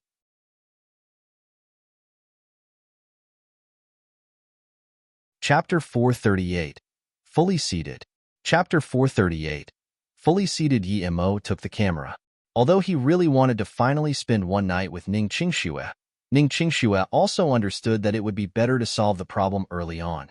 Before Yemo had left, Su Yuehua had brought her men to Flowing Snake. Yemo didn't feel rushed about the development of Flowing Snake. As long as he had money, it wouldn't matter. He knew of Su Yuehua's capabilities, and under her leadership, Flowing Snake would be changed day by day. What made Yemo worry the most was Flowing Snake's territory. If he wanted to expand Flowing Snake, he might even need to buy land from China. This wasn't the cultivation realm, so even though power was what rules overall, there were some other matters to take into account as well. Even when the states wanted to invade Iraq, they needed to do it in the name of justice. If this was the cultivation realm, then as long as you had power, people would do nothing but congratulate you even if you annihilated another sect. Over there was no such thing as giving help when needed. There was only throwing rocks when you were already at the bottom of a well. Although Yemo came from the cultivation realm, his principles entailed that if people didn't offend him, he wouldn't offend them. If they didn't want to sell him the land, he couldn't just go kill them. But Yemo also knew that since he'd opened up factories here, if Liu Sei and Vietnam didn't want to sell the land, it wouldn't be because of the land being precious, but because of them not getting enough benefits from him. Yemo shook his head. He decided to not think about it for now. Just as he put these thoughts to the back of his mind, he realized that he had arrived at Hefeng. Other than going to the Yuan family for evidence, he would be going to Shitong town to visit his friend Shixiu. Hefeng's Yuan family wasn't ranked as one of the great families of China, but in Hefeng, they were the local snake and the biggest family. It could be said that Hefeng was Yuan family's territory. When Yemo came to Hefeng, he didn't go find Li Chunxing. Although he knew that Li Chunxing was the vice mayor, Yemo wanted to check whether he had done things as promised. Yuan Bay Corporation was situated next to the Wuhe Lake. Unlike other companies, behind Yuan Bay Corporation was where the Yuan family was based. They lived in a big manor-styled mansion, very spacious and grandiose. Yemo came to their office building, a 38-story building. When he walked in, it was fully packed. Most of the people present were executives who came to support Yuan Bay Corporation, as well as some upper-level members of the Yuan family and a lot of important figures of Hefeng. Yemo might not know these people. He was sure that many of them would also be cooperating with Luoyu. Yemo turned invisible as he entered the office of Yuan Zhirong. Yemo knew that this kind of people like to be in their office when discussing confidential matters.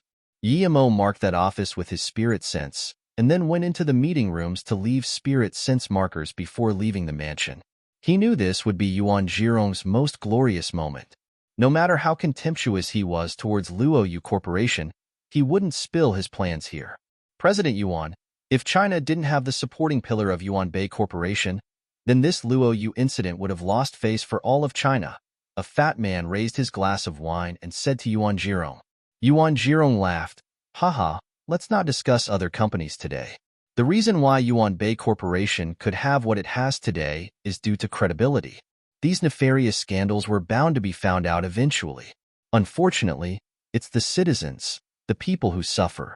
Of course, Mayor Niu has been a constant support for us Yuan Bei Pharmaceuticals, as well as a constant support for the people. Cheers, Mayor Niu. Then, Yuan Jibei raised his cup to another middle-aged man. The man replied with a sigh, President Yuan Bei, you're being too polite. The reason why our Hefeng's finances can keep rising is all thanks to the support of Yuan Bei Corporation. A big pharmaceutical corporation takes many years of development to start up. Pity that many of our officials only look at the short-term benefits and don't take the long-term developments into consideration, nor do they consider the safety of our people. I agree to Mayor Niu's words. Although these words are very sharp, but what's up with Vice Mayor Li Chunxing wanting to bring in Luoyu as soon as he came? Although he's doing this for the development of Hefeng's finances, I don't feel like Luoyu is trustworthy. And indeed, it's only been how long yet something dodgy appeared about, another very righteous-looking man said. At this moment, Mayor Niu raised his cup and said, Old Lu is a straightforward person. Today is President Yuan's family gathering, so let's not talk about politics. Drink, drink. Everyone grabbed their glasses and drank everything. The atmosphere grew vibrant on the tables. Guillermo found a bar and kept his spirit sense on his spirit sense markers. If someone touched them, he would know. He believed that Yuan Zhirong wouldn't just simply find so many people to drink with tonight for no reason. These people were all those loyal to Yuan Zhirong. After drinking, they would talk about important matters. Sir, may I ask what you would like? A hot bar girl walked up to Guillermo's seat and asked seductively. Anything will do. Guillermo waved his hand.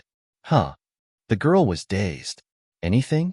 There were hundreds of wines in their bar, and their price difference was very high. This made things hard for her. I'll have 2 cups of blue flower blue leaf wine. Make it my count. A woman in her 30s walked up to the bar and sat next to Guillermo. Blue flower blue leaf wine? Guillermo was stunned.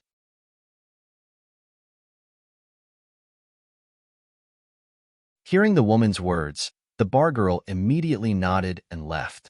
She knew this woman, of course. Everyone at the bar called her Sister Ing. She was the one who had brought the blue flower blue leaf wine idea to their bar.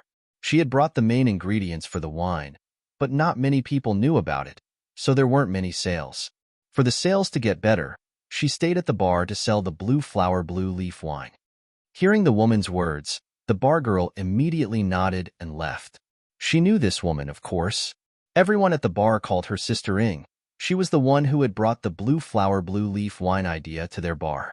She had brought the main ingredients for the wine, but not many people knew about it, so there weren't many sales. For the sales to get better, she stayed at the bar to sell the blue flower blue leaf wine. Her way of promoting the wine was different to others, perhaps even strange. She would only promote it to strangers. She never promoted it to people she knew. And she only promoted it once and paid for it herself. The more foreign the customer was, the more she liked to promote it. But she would never promote it again to the same person, no matter what. And she didn't pay for every customer. She only paid for a rare few. For most of them, she would just say, Would you like a cup of blue flower blue leaf wine? It's not bad. Her strategy was too simple. The boss of the bar had told her many times that this way of promoting wasn't good. Even if there were interested customers, they would be put off by her coldness. Despite so, she still promoted her wine to strangers every day. To her, it seemed that the first cup was what was truly important. She never cared about whether the customer would come back for it or not. With this kind of advertising, the wine did get better sales, but it was only because the color of the wine was good. If the wine hadn't been advertised by her, perhaps the bar would have rejected it. Blue flower blue leaf wine. Emo said subconsciously. He never thought there would be such a coincidence, a wine with the same name as the plant he grew. The woman smiled. Yes, the wine is not bad. I've never seen you in this bar before. You've probably never tried it before. Emo nodded. Yes, I've never had it, but the name sounds familiar. I'm a little surprised. The woman smiled. You probably heard about this wine from someone else, but after you drink it, you will like it. Although it's still cocktail, it's got a refreshing taste. Sister Ing had actually said more than just a few words that day, surprisingly. Emo shook his head. No, I know of a grass species called the blue flower blue leaf grass. What? You've heard of the blue flower blue leaf grass? The woman stared at Emo in shock. Her body was shaking. Emo stared at this woman strangely. From her tone, she probably knew what it was. He had brought that name from Luoyu continent. How could she know? Even if she did, it should be Lu blue carrot. How did it end up being blue flower blue leaf grass? Did this woman also transmigrate from Luoyu continent? No way. If she did, it meant that she was a cultivator too. How could a cultivator be a bar girl? Sister Ing, it's here. The girl brought 2 cups of the wine. Emo turned his head and looked at the cocktail on the table. It had a blue color, and it looked scary. He smelled it, and his face changed immediately. It had the flavor of the blue flower blue leaf. Before the woman said anything, Emo drank it all. A faint, almost indistinguishable sliver of spirit chi went into Emo's throat with the wine. It was the blue flower blue leaf indeed. Although it wasn't very old, it was it for sure. How could someone be using that spirit herb to mix with wine in a normal bar? Not even the hidden sects are that rich. The woman still had excitement on her face. She seemed to really want to tell Emo something but didn't. Have you heard of it? The woman asked in disbelief. Emo retained his composure and looked at the woman with interest. He studied the woman. She was around 1.7 m. Her skin wasn't too white but looked healthy. Her hair wasn't long and she was well dressed. Although she dressed seductively, her eyes didn't look seductive. If there was something really attractive about her, it would be her big breasts. Emo was sure she hadn't cultivated ancient martial arts, nor had cultivation techniques. She was a normal person. The look on her skin was probably due to long time drinking the blue flower blue leaf wine. Emo nodded. Yes, I do know about blue flower blue leaf wine and I know it's a herb. I even know its other name here. It's called dash. May I ask for your surname? There was still excitement in her eyes. She had intentionally stopped Emo from saying the other name. Emo stopped speaking. He could tell it was intentional. Although he didn't understand her intentions, he still chose to not say it out loud. I'm Lu Yingying. I live not far from here. Would you like to come over? The woman asked. Emo was dazed. This was the first time he had met this woman. She didn't even know his name. So why did she invite him to her house? Emo could tell she wasn't someone that loose. Why did she sound like a slut? Seeing Emo's confusion, Lu Yingying said in a low voice, I just want to discuss about the blue flower blue leaf wine with you. The bar was busy, and her invitation was heard by the people around her. Everyone who knew her was surprised. She had been doing business at the bar for a while, but she only advertised the wine. She never sold her body. Yet, she had invited a white-faced handsome young man to her place. The young man didn't look very wealthy, but he looked clean. There were many tall, wealthy, and handsome men there. How come she wasn't into them? Emo smiled. He wanted to ask her what this was all about too. This kind of grass was a low-level spirit herb, but no one there could cultivate it. But this bar used it in wine. It was like mice eating wheat, wasting food. He wanted to know where it came from. Just when he was about to agree, his spirit sense marker was touched. Emo sneered. That was fast. It had only been an hour. Okay, but I need to go somewhere first. Wait for me here. After I'm done, I'll come back for you immediately. Then Emo walked out of the bar without looking back. Before Lu Yingying could react, Emo had disappeared. She ran to the door of the bar as fast as she could, but Emo was nowhere to be seen. She pulled her hair in frustration. She had waited there for 3 years and finally had found someone who knew about the blue flower blue leaf grass, but he had left without saying much.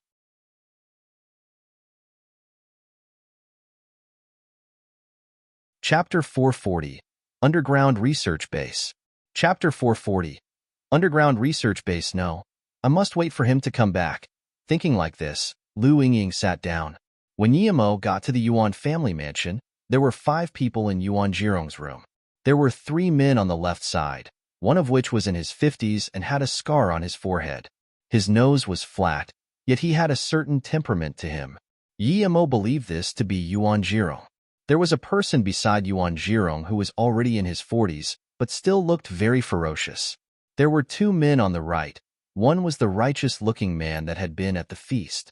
Then there was a youth next to this man who Yimo thought was probably Yuan Qibing. Remembering how this person had sent people to attack Ning Qingxue on the plain, killing intent appeared in Yimo's eyes. If it wasn't for that Black Sun Empire, Ning Qingxue might have really been abducted. Dad, your plan this time was really seamless. Even if that you from Flowing Snake knows we did it, she won't be able to do anything to us. Today's news was too satisfying. Luo Yu is over. Pity. If only that Ning Qingxue hadn't died, things would be perfect, Yuan Qibing said. The middle-aged man suddenly said, Young CEO, Ning Qingxue probably didn't die.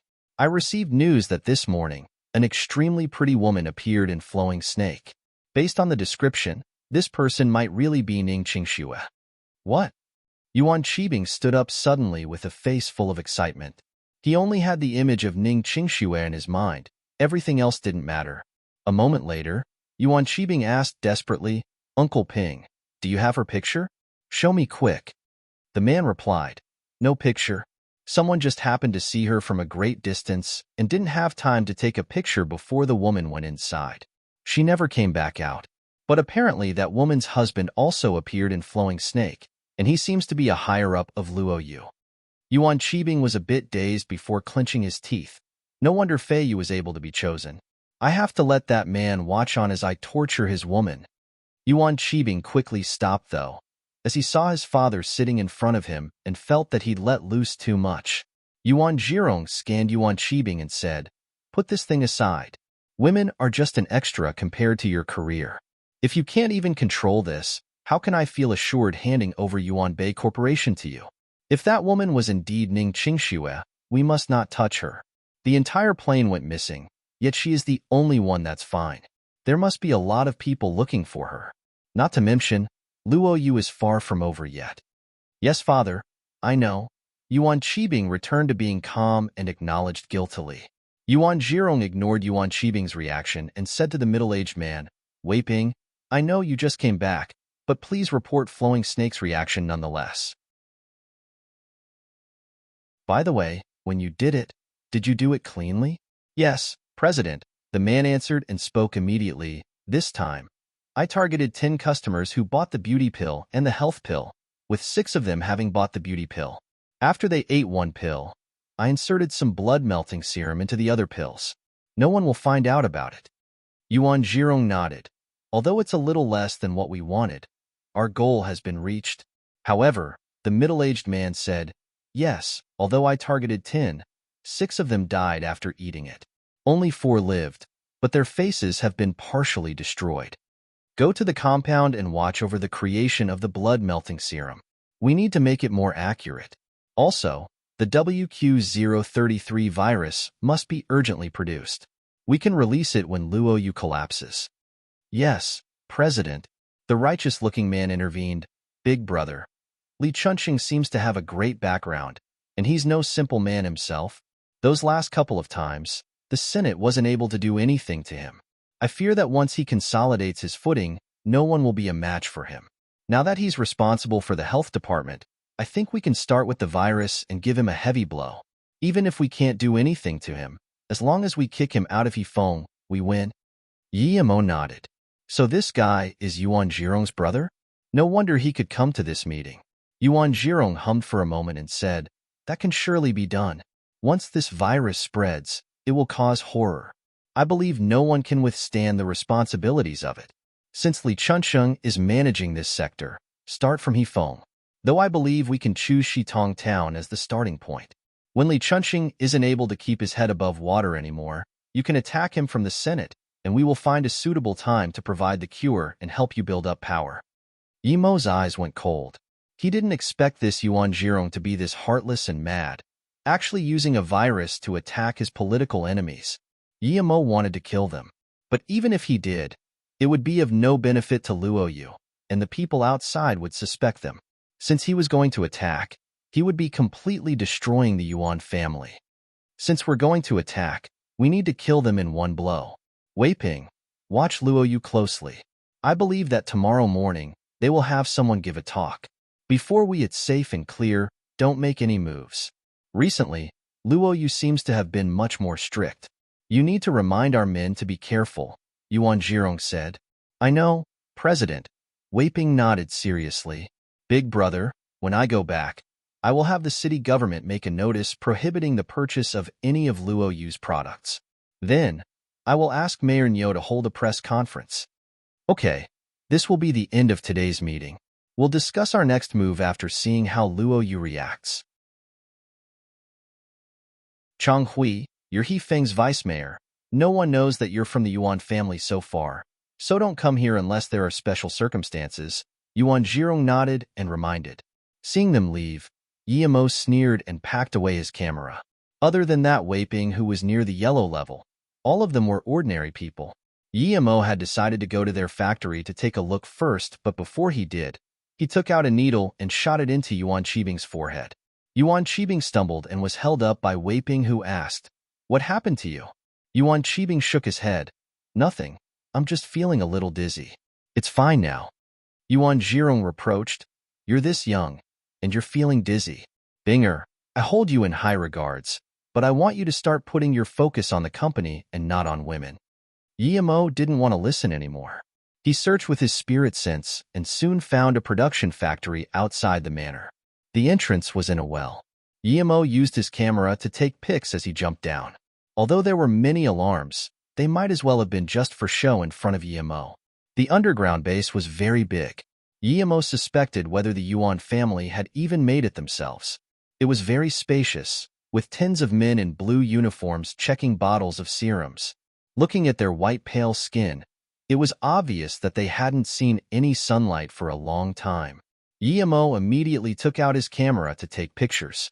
It took only a few minutes before Yuan Zhirong came down with that middle-aged man. As soon as he came, a researcher started to explain the progress to him. He had to admit that these facilities were very secretive. It would be almost impossible for others to take pictures of this. Pity that Yuan Zhirong had encountered a cultivator.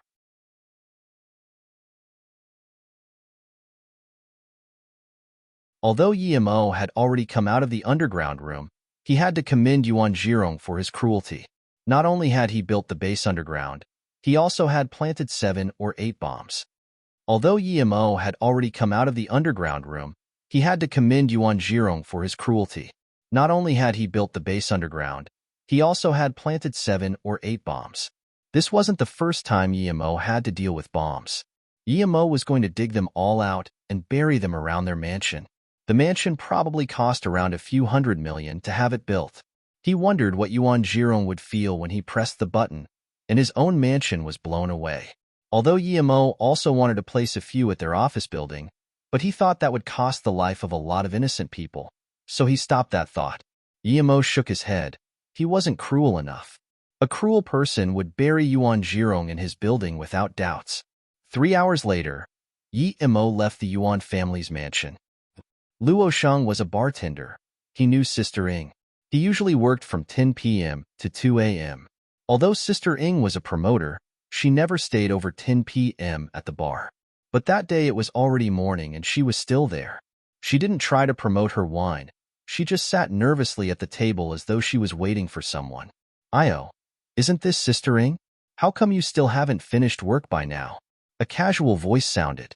A young man in his 20s walked to Lu Yingying and sat down beside her.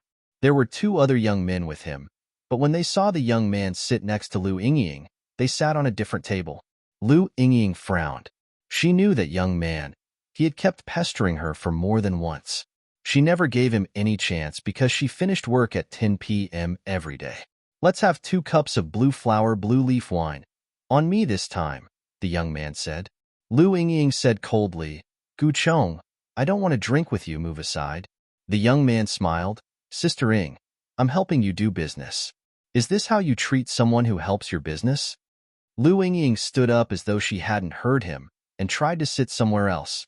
She knew Gu Chong was an overlord there, but she also knew what to do and rarely messed with him. He usually came to the bar at after 11, and she left earlier. If it had been another time, she would have had a drink, but this time, she was annoyed and desperately wanted to see Emo. She wasn't in the mood to waste time with Gu Chong. Brother Gu treated you for drink and is advertising for you, but you treat him with this attitude. How can you be like this, Sister Ing? The two young men got on Lu Yingying's way. Gu Chong's expression sunk.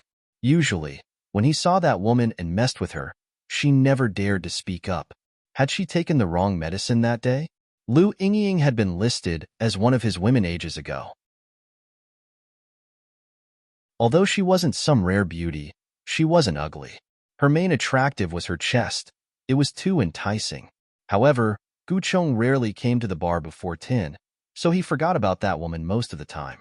He didn't lack women. For him, if he could have a wealthy girl, he would take her. But sometimes, it was another kind of fun playing with a bar girl. Lu Yingying's face looked bad. She knew what she had done just then wasn't too good, but she was too excited. Sorry, young Master Gu, I wasn't in a good mood. I will apologize. This shot will be on me. Then she drank a cup. Gu Chong laughed. That's how it should be. But then, Gu Chong signaled his two lackeys. The young man who had stopped her raised his thumb. Sister Ing is really understanding, but today you've made our Brother Gu angry. Brother Gu is magnanimous, but don't you think you need to give him something in return? What else do you want? Lu Yingying's face didn't change. She had seen this in the bar too often. If he was going to continue pressuring her, she wouldn't retreat anymore. The more you back down, the more cocky these people got. What do we want to do? Sister Ing, Brother Gu admires you. So, today you will have to stay with him. From now on, your business will be handled by Brother Gu, one of the young men said. Lu Yingying's face changed and immediately said, Keep dreaming. Gu Chong sneered. You're asking for it. As soon as Gu Chong said this, the young rose his hand to slap Lu Yingying. Lu Yingying had been using the blue flower blue leaf wine for a long time and, although she hadn't cultivated, she was agile. Before the young man could slap her, she blocked it subconsciously. However, the young man's strength was great, and she still stumbled and fell into a seat. Luo Sheng was worried, but he knew that he couldn't offend Gu Chong. But before he could call the police, he was stopped. Boss. Luo Sheng hadn't expected his boss to stop him. Luo Sheng, I know what you're thinking, but Gu Chong isn't someone we can offend. If you call the police, he will still be fine, but you would be in trouble and I would be involved. Sai Lu Yingying is unlucky today. Furthermore, being in this profession, you would come across this one way or another, the middle-aged man sighed. Many people saw the scene, but no one came to help. Lu Yingying had a sliver of desperation in her eyes. She looked at Gu Chong and said, Young Master Gu, I agree to what you want, but just give me one night. I'm seeing a friend tonight. I will stay with you tomorrow. Gu Chong laughed. Although you're not some teenage virgin, you must go in bed with someone else after me. You're called Gu Chiong, a plain voice sounded. Lu Yingying had excitement flash across her eyes. She didn't think she was being rescued, but the person she was waiting for finally had arrived. You're finally here. Lu Yingying seemed to have 1,000 things to say. This time, she wouldn't let the young man go, no matter what. In that moment, she actually forgot she was being oppressed by Gu Chong. Gu Chong studied Emo and said in contempt, This was the friend you were waiting for to sleep with? Lu Yingying just realized that the issue there hadn't been solved. Her face changed. She didn't know if Emo was the person she was looking for, but if he wasn't, then she had gotten him into trouble. Although Emo didn't know what had happened, he could tell by the looks. Emo didn't reply to Gu Chong and said to Lu Yingying, Didn't you need me for something? Let's go. Lu Yingying looked at Gu Chong and the others and bit her lips. She walked around the two lackeys, but what made her feel something was off was that they didn't stop her. Let's go quickly. Lu Yingying pulled Emo and wanted to leave as fast as possible. Emo smiled, Okay, let's go. As soon as Emo and Lu Yingying walked past the two guys, Gu Chong and his two men finally reacted. They had felt their bodies freeze. Chase her. Although Gu Chong didn't know what that was, he wouldn't let food escape from his mouth. "They're chasing us, let's run." Lu Yingying pulled Yimo as she got ready to run. Yimo nodded, but Lu Yingying's expression changed rapidly. She found out that Yimo didn't run very fast, and they only had been running for a kilometer before they were stopped under a tree again by them. Lu Yingying had finally found someone who knew about the blue flower blue leaf grass, and she really didn't want to let Yimo go like that. "Why don't you keep running?" Gu Chong scorned.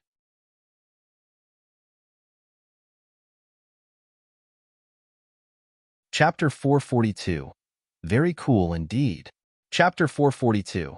Very cool indeed. Lu Yingying was still rapidly thinking about how she could make Gu Chong let them go when she realized that the youth she had pulled along had already walked up to Gu Chong. "I was never planning on running. The reason why I came here was because I didn't want to cause a disturbance in the bar," Yimo said plainly. Yimo didn't want to be caught by the Yuan family because of his plan going into action. Gu Chong laughed first but soon stopped his smile because he realized that this youth wasn't just saying stuff randomly. As soon as he'd finished, there were people getting slapped in the face over and kicked. Gu Chong's two men didn't even have the time to react before being knocked to the ground. The only sound he heard was that of bones breaking, but even then, his men didn't even get to scream. Gu Chong realized the situation wasn't good. Yimo walked up to Gu Chong and sent a slap his way. Gu Chong was smacked away like a fly. He spat mouthfuls of blood and crouched on the ground, looking in horror as Yimo slowly approached him. "My brother-in-law is Hefeng Police Department's vice chief. You can't do anything to me." Before Gu Chong could even finish, Yimo slapped again with multiple teeth falling out of Gu Chong's mouth. At this moment, he realized that his brother-in-law would be of no use as a backup. His two men were laying still on the ground, and it was unknown whether they were dead or alive. If this person had really just killed those three, Gu Chong shivered. If he were to be killed, then no matter what his sister did to avenge him, he wouldn't be able to come back to life. "Don't hit me. I can give you a lot of money. I can make you a major government official of Hefeng." Gu Chong thought of all sorts of reasons for Yimo to stop attacking him. But when he said that, this man stopped attacking him unexpectedly. Yimo took back the leg he was about to kick Gu Chong with and looked at him coldly. "Your brother-in-law is just a police chief, a vice chief at that. How can he give me a major government official position?" Gu Chong breathed easy. Although he was beaten quite heavily, it was good that he could bargain with this person. As long as he agreed, Gu Chong had ways to deal with them. Thinking about this, Gu Chong wanted to trick Yimo. Yimo was far above the level of Gu Chong. He could see what Gu Chong was thinking just by looking into his eyes. Yimo couldn't even be bothered to talk and just kicked, breaking Gu Chong's arm. Gu Chong's soul was about to be blown away due to fear. He knew that this person really had the guts to kill him. He no longer dared to make up stories and said, "I really do have a way. I have evidence against Mayor Nyo which I can blackmail him with. If you use this to threaten him, he will agree to you for sure." Yimo thought, "Mayor Nyo? This must be that half-bald guy he had seen. How could someone like Gu Chong have evidence against him?" Thinking about this, Yimo questioned in contempt, "Who do you think you are? How can you have evidence against him?" Seeing Yimo's doubt, Gu Chong quickly said, "Big brother, I really do. I got this from my brother-in-law. He has worked for Mayor Nyo, and every time he did, he would keep evidence in his diary. Once, I went to my brother-in-law's house and found it on his computer, after which I copied it secretly. As long as Big Brother has mercy on me, I can give these to you." A mayor's secret could be caught by a vice chief of the police? This must be something not all too important. Gu Chong thought about how his two men had been killed before, and he just wanted Yimo to let him live.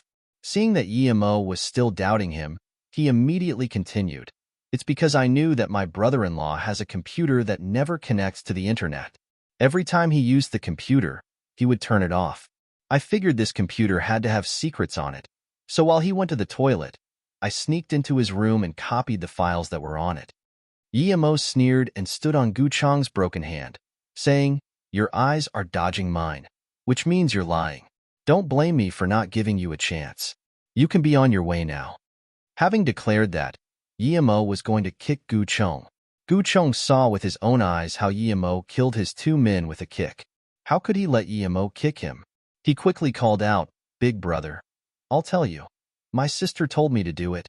She thought my brother-in-law was going to divorce her, so she wanted to use this against him. I'm really telling the truth this time." Lu Yingying stood frozen by the side. She didn't expect this youth to be this strong. What shocked her even more was his cruelty. Had he really killed? Those two still hadn't moved up until now. Yimo sneered, not saying a word.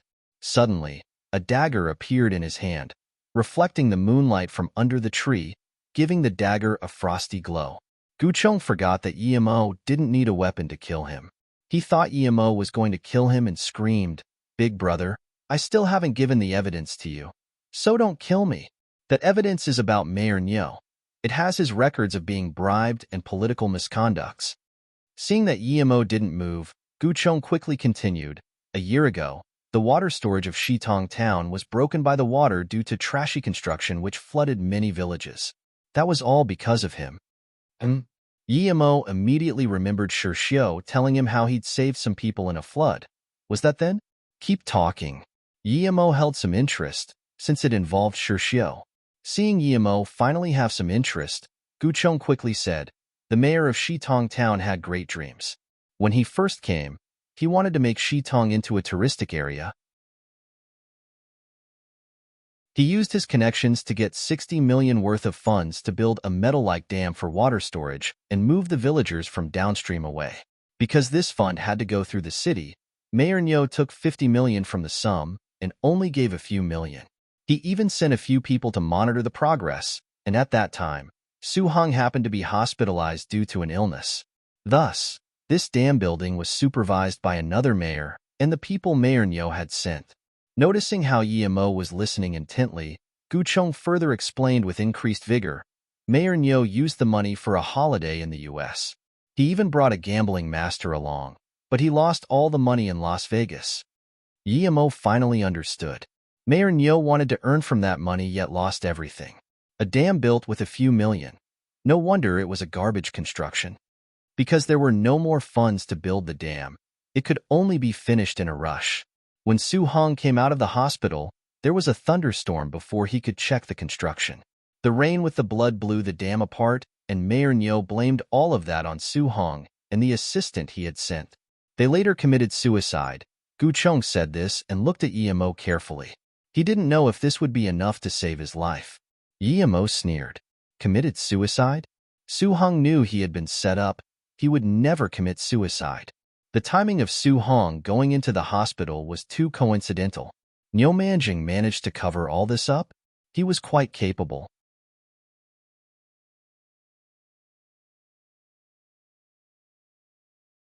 Seeing Yimo's continued silence, Gu Chong quickly added, 4 years ago, at the Yuan Bei Lu food poisoning incident, 43 workers died. This was also suppressed by Mayor Nyo, who at the time was only a vice mayor. Seeing Yimo's continued silence, Gu Chong quickly added, 4 years ago, at the Yuan Bei Lu food poisoning incident, 43 workers died. This was also suppressed by Mayor Nyo, who at the time was only a vice mayor. Even that could be suppressed? With modern-day technology, you'd have to be very capable for that. This was different from Yimo's slaughter in the hidden sections. No matter how many people died in the hidden sects, no government would care. However, Yimo wouldn't have expected something to the extent of a food poisoning incident to have been covered up. Gu Chong said, these were homeless people the Yuan family had found from all over the place. So when the incident happened, it didn't matter much. Many people never even heard about it. No wonder. Yimo thought, wait, if the Yuan family really wanted to build Yuan Bei Lu, they would need more than 40 workers. As for these workers, why would they need to be homeless people? Maybe to create that underground base? Yimo immediately understood. On the surface, the Yuan family used them to build Yuan Bei Lu, but secretly, they used them to dig into the earth to prepare for the building of the underground base. After that was done, they were all killed. This was comparable to the means of ancient emperors. How did your brother-in-law come to know about this stuff? Yimo continued to ask. Gu Chong answered without hesitation, my brother-in-law used to be the mayor's secretary. Only this year did he become the police vice chief. So that was it. Guillermo nodded. Bring me to the location where you keep the things you've copied. You have saved your life, Guillermo said. Some things that weren't of much use to him, he could give to Shirshio as means for him to progress. Yes, big brother. About my 2 men, Guchong muttered shakily. Guillermo said plainly, they won't die yet. Once you come back, all you have to do is pee on their face. Guchong knew that Guillermo meant that he had to splash them with water, but he didn't dare refute. He was scared he would die if he pissed Guillermo off. Guchong didn't live that far away, so 20 minutes later, Guillermo and Lu Yingying were taking away a storage disk from Guchong's place. After confirming the data on it, Guillermo couldn't be bothered with Guchong anymore. He left with Lu Yingying without even curing his hand. Guillermo believed that Guchong wouldn't have the guts to spill this. If word got out, this would be no good for him nor for his brother-in-law. Come over for a chat at my house? Lu Yingying looked at Guillermo with anticipation. Sure. Guillermo wanted to know where Lu Yingying had gotten her blue flower blue leaf grass from. If there really was that much, he wouldn't need to worry about cultivation resources anymore.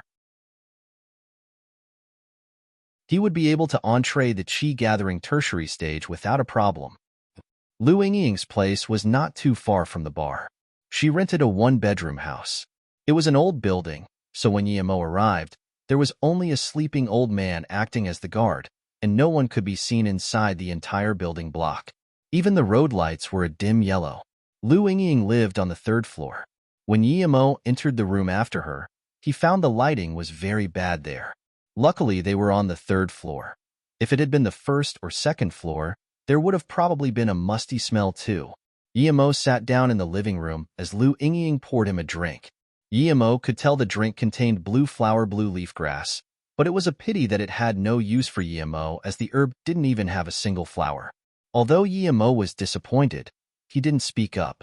He knew that since Lu Yingying had brought him here, it had to be because of the blue flower blue leaf grass. There was no need for him to ask anything before Lu Yingying started to speak. Lu Yingying also poured herself something and sat down facing Guillermo.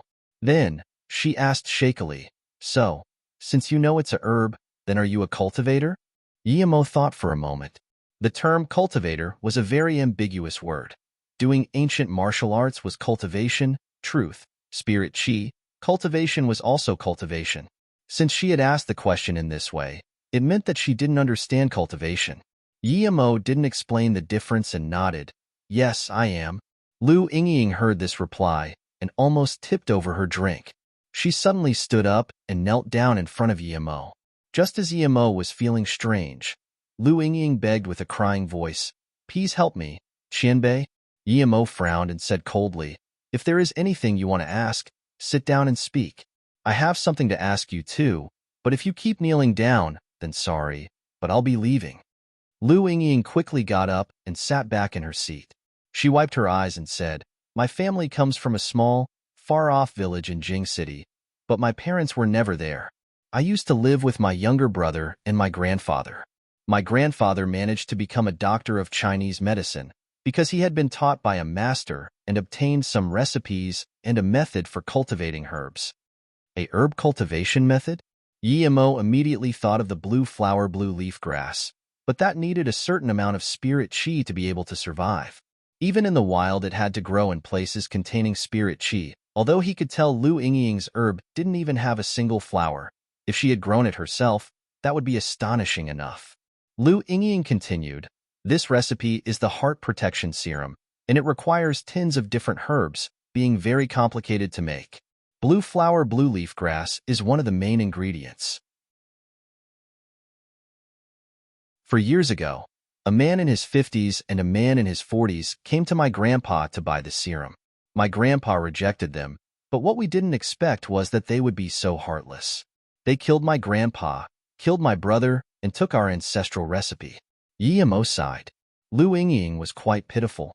Lu Yingying bit her teeth as she continued. The dogs barking let the people in the village know and frightened the two away. When I got back, it was clear my grandpa wasn't going to make it. Before he died, he told me what they looked like and told me that if I ever find someone who knows about the blue flower blue leaf grass, I can ask that person for help. He said that without finding someone who knows about it, I mustn't try to get revenge. Those people didn't know that the recipe didn't contain the main ingredient, the blue flower blue leaf grass. Although it would still work without it, it would be far less potent. Why must it be someone who knows of the blue flower blue leaf grass? Yimo asked subconsciously. Lu Yingying calmed down from her excited state and explained, because the master who gave my grandpa the recipe was a cultivator, and he said that only cultivators would know about the blue flower blue leaf grass. Lu Yingying eyed Yimo once before continuing, 3 years ago. The Yuan Bei Corporation's heart safety serum entered the market and became their top product. Only then did I finally find out it was the Yuan family who had stolen it. I then chose to stay in Hefeng, in the bar closest to the Yuan family, advertising the blue flower blue leaf wine. I wanted to attract someone who knew about the blue flower blue leaf grass and find a way to kill Yuan Jirong. But in these 3 years, I haven't found anyone, nor have I had a chance to kill Yuan Jirong.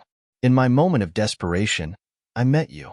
My grandpa said that if I encounter a cultivator who knows about the blue flower blue leaf grass, I may give him the cultivation method and ask him to get revenge for us.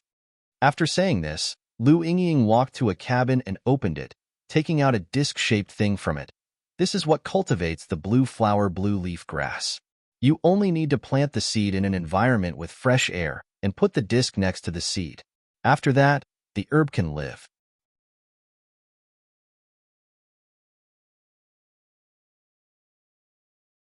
Formation disc? Yimo took it and almost screamed. He was actually seeing a formation disc on Earth. Formation disc? Yimo took it and almost screamed. He was actually seeing a formation disc on Earth. It was a spirit-gathering formation disc. Were there really actual cultivators there? Was it someone like him, who had transmigrated from the cultivation realm? Or was it someone from the hidden sects that could make these formation discs? There was starting energy in the disc, but he didn't know if it was spirit stones because it was almost out. It was a pity. The starting energy had almost run out. When it was all gone, it would be useless if there was no spirit stones.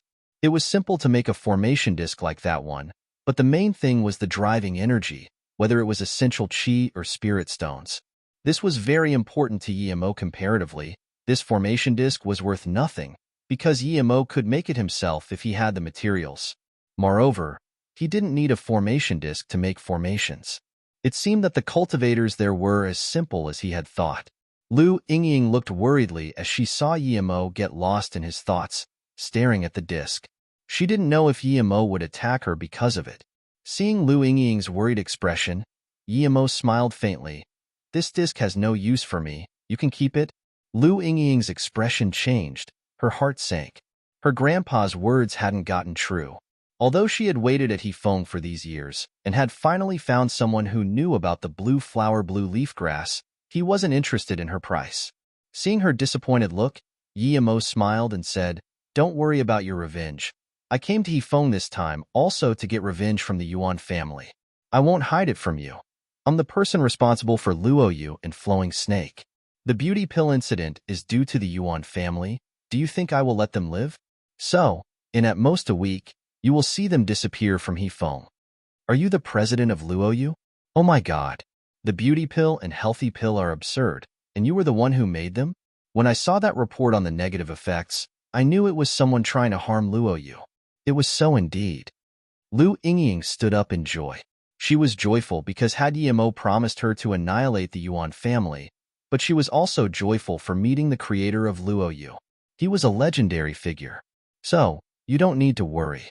When the Yuan family is annihilated, you can also tell reporters about what they did to your family, Yimo said. Lu Yingying bowed to Yimo once again. Thank you. If it wasn't for you, I may never be able to get revenge in my entire life. Yimo nodded. That disc will be of no use in a short time, so don't use it to cultivate blue flower blue leaf grass. The ones you cultivated didn't even have a single flower. Its medicinal value is very low. After Yimo had left Lu Yingying's place, he decided to find a famous reporter to expose them and then look for Shirxiu. He was going to give his material to Shirxiu and make him go find Li Chunxing. This way, when Li Chunxing establishes his position in Hefeng, he would remember Shirxiu's work. This was different from helping Shirshio because of him. Yimo had low exposure to the media, and so he didn't know any popular reporters. He thought about asking his friends in Beijing for help. Zhangju or Zhuaiguo would both do. Thinking about Zhuaiguo, Yimo suddenly thought of Xiao Lei. With these thoughts, Yimo took out Xiao Lei's business card. Since he knew Xiao Lei, and she was a famous reporter in Beijing, he might as well call her. When Yimo called Xiao Lei's number, he just realized it was already 3 a.m. But since he had already called, he wasn't going to hang up. Xiao Lei was still half awake when the phone started ringing. She couldn't who would calling her at that moment. Did that person have a problem? Xiao Lei had been working for the whole day and didn't get enough rest. So, of course, anyone would be annoyed at getting a call in her situation. Although she wanted to hang up, her professional behavior made her pick up. Who is this? Xiao Lei's tone wasn't nice. After all, it was very late. Yimo knew Xiao Lei's character. If there were bombshell news, she would give that top priority, so he didn't mind her tone. I have big news here. Hefeng's mayor laundered tens of millions, and it resulted in a garbage construction that destroyed a few villages. A company is planning to spread a virus in order to promote its product. Journalist Xiao, are you interested in these news? Yimo smiled. What? Xiao Lei was shocked by Yimo's words. She had been a journalist for so many years, but this kind of news were rare, and it wasn't just one. Who are you? How do I know you're not lying? Xiao Lei retained her composure, and her tone turned cold. Yimo smiled. We know each other. I wouldn't lie to you. Who are you? Xiao Lei thought Yimo's voice was indeed familiar. Who was it? I'm Yimo. I dash. Before Yimo could say where he was, the phone suddenly hung up. Xiao Lei was struck. The person who had called her was Yimo, the man who she one-sidedly loved and had a wife. Why did he call her in the middle of the night? Did he use the news as an excuse? She couldn't believe so many things were happening at the same time. Xiao Lei's hand started to shake. Yimo was asking her out in the middle of the night. She had been taken by surprise. When she finally reacted, she found out that her phone was on the ground. Before she could think twice, she dialed back, but she realized she couldn't reach him. She didn't know Yimo's phone, and his number had a special contract. If he didn't set the number, other people can't call him. Out of battery, Yimo said to himself and called again. Xiao Lei was worried and sweating when Yimo called back again. She picked up as fast as she could and said, Yimo, where are you? I'm at the Wu He bar in Hefeng. I really need your help. These news are real. I need you to spread it as fast as you can, Yimo said calmly, trying not to get her to misunderstand him. Is it really true? Xiao Lei calmed down. She realized she was thinking too much.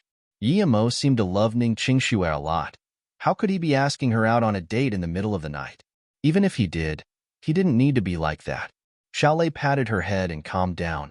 She thought about it. Then she used a slower tone and said, Yimo, you can't say things randomly like that. If you don't have any evidence, there will be legal consequences. Don't leave no matter what. If you need my help, wait until come. Before I arrive, don't do anything. Even if you have evidence, it's about a mayor, you can't spread it out easily just like that. Okay, I'll wait for you at the bar in the morning. Yimo understood her worries. She must have thought he didn't have evidence. But Yimo didn't mind. If she didn't dare to do it, he would ask Li Qiuyang for help. This was a small thing for him. Even if he didn't have evidence, Yimo would still do it.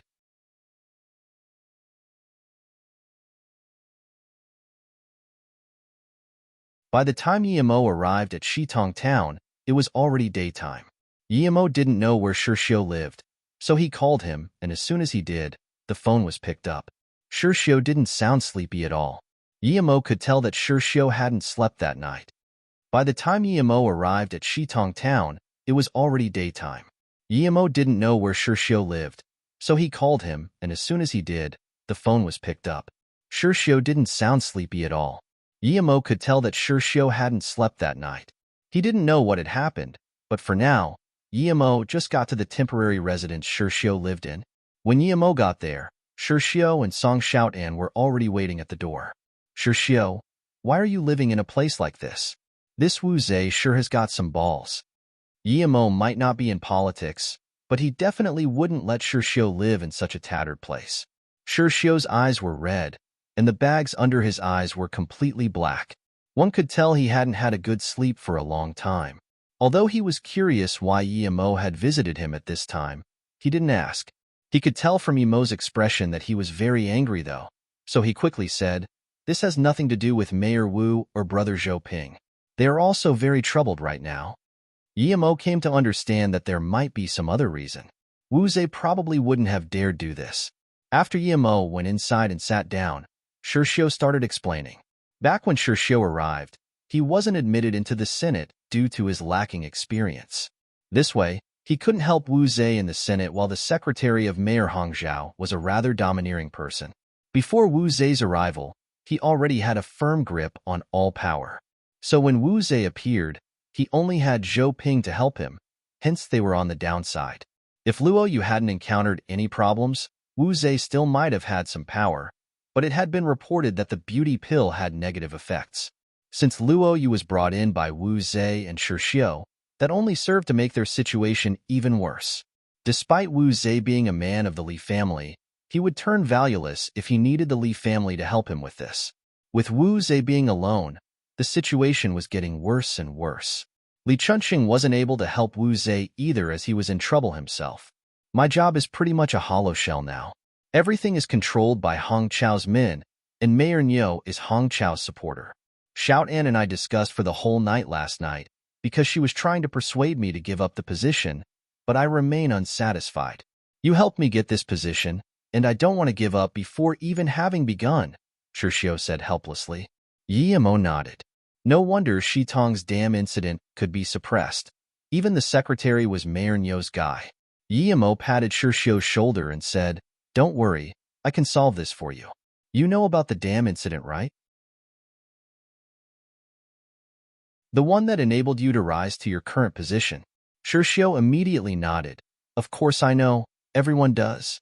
Still, the higher-ups suppressed it. "I suspect that it must have something to do with Mayor Niu, but no one dares say anything without evidence.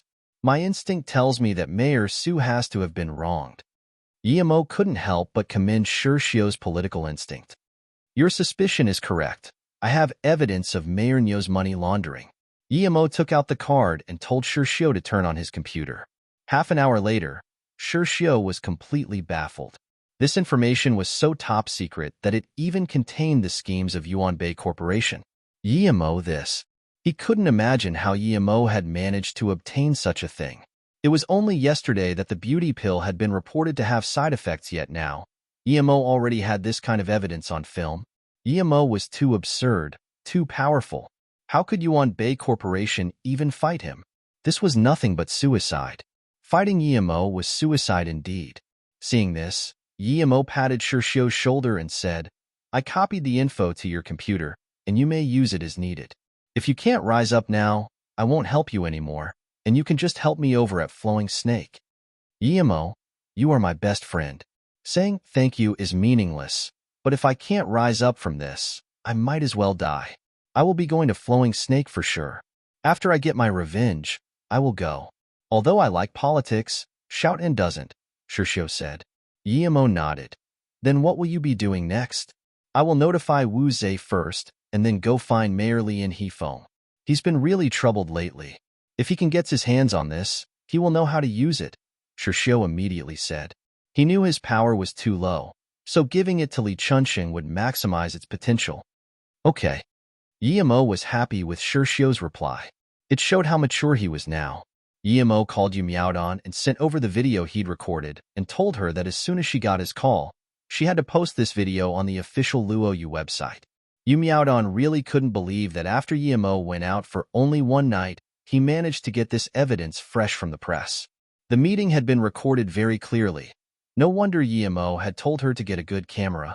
Yu Miaodong really suspected that Yemo might have stood right in front of them as he recorded. Regardless, with this recording, even if they didn't do anything, Luo Yu was safe. Yu Miaodong put aside her worries and felt greater respect for Yemo.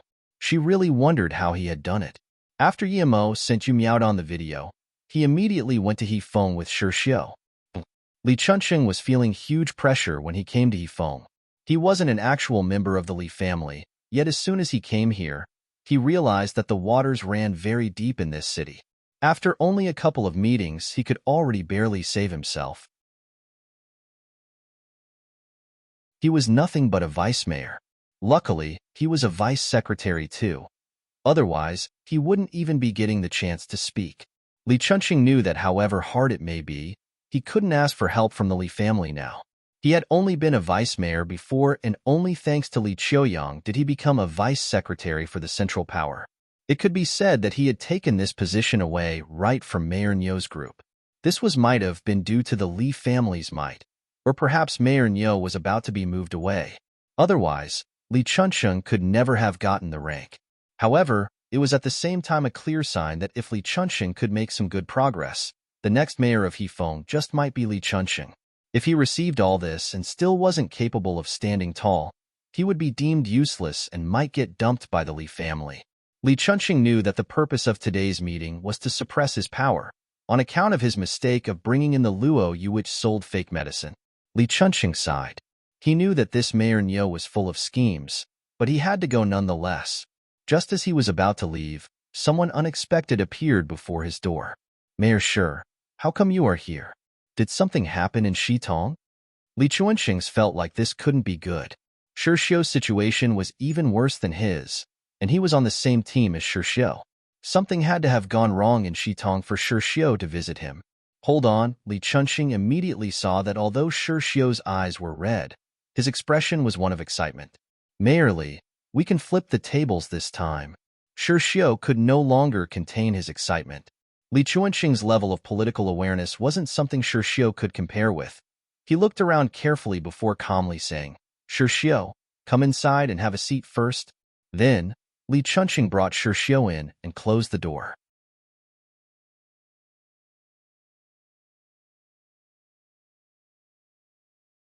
After looking at the video recording, Li Chunqing was frozen. After a while, he muttered to himself, amazing, amazing. After looking at the video recording, Li Chunqing was frozen. After a while, he muttered to himself, amazing, amazing. Mayor Li, this is probably useful, Shi Xiu said happily. Li Chunqing reacted and grabbed Shi Xiu's arm in excitement. Shi Xiu, where did you get this? With this, how could they even fight back? You're a really good right hand. Wait, Shi Xiu, how did you get this? Every single recording is full of information. Where did you get such a complete set? Li Chunqing didn't suspect it was fake. It looked very real. Shi Xiu had also been very excited all day. He pointed at the video of Yuan Zhirong's room and said, of course it was young Master Mo. Li Chunqing immediately reacted. Who else other than Mo could get this? The supporter of Yuan Bei Corporation was Mayor Nyo, and they were plotting against Mo's Luo Yu. This had offended Mo, and he had come to investigate. Did Mo come to investigate?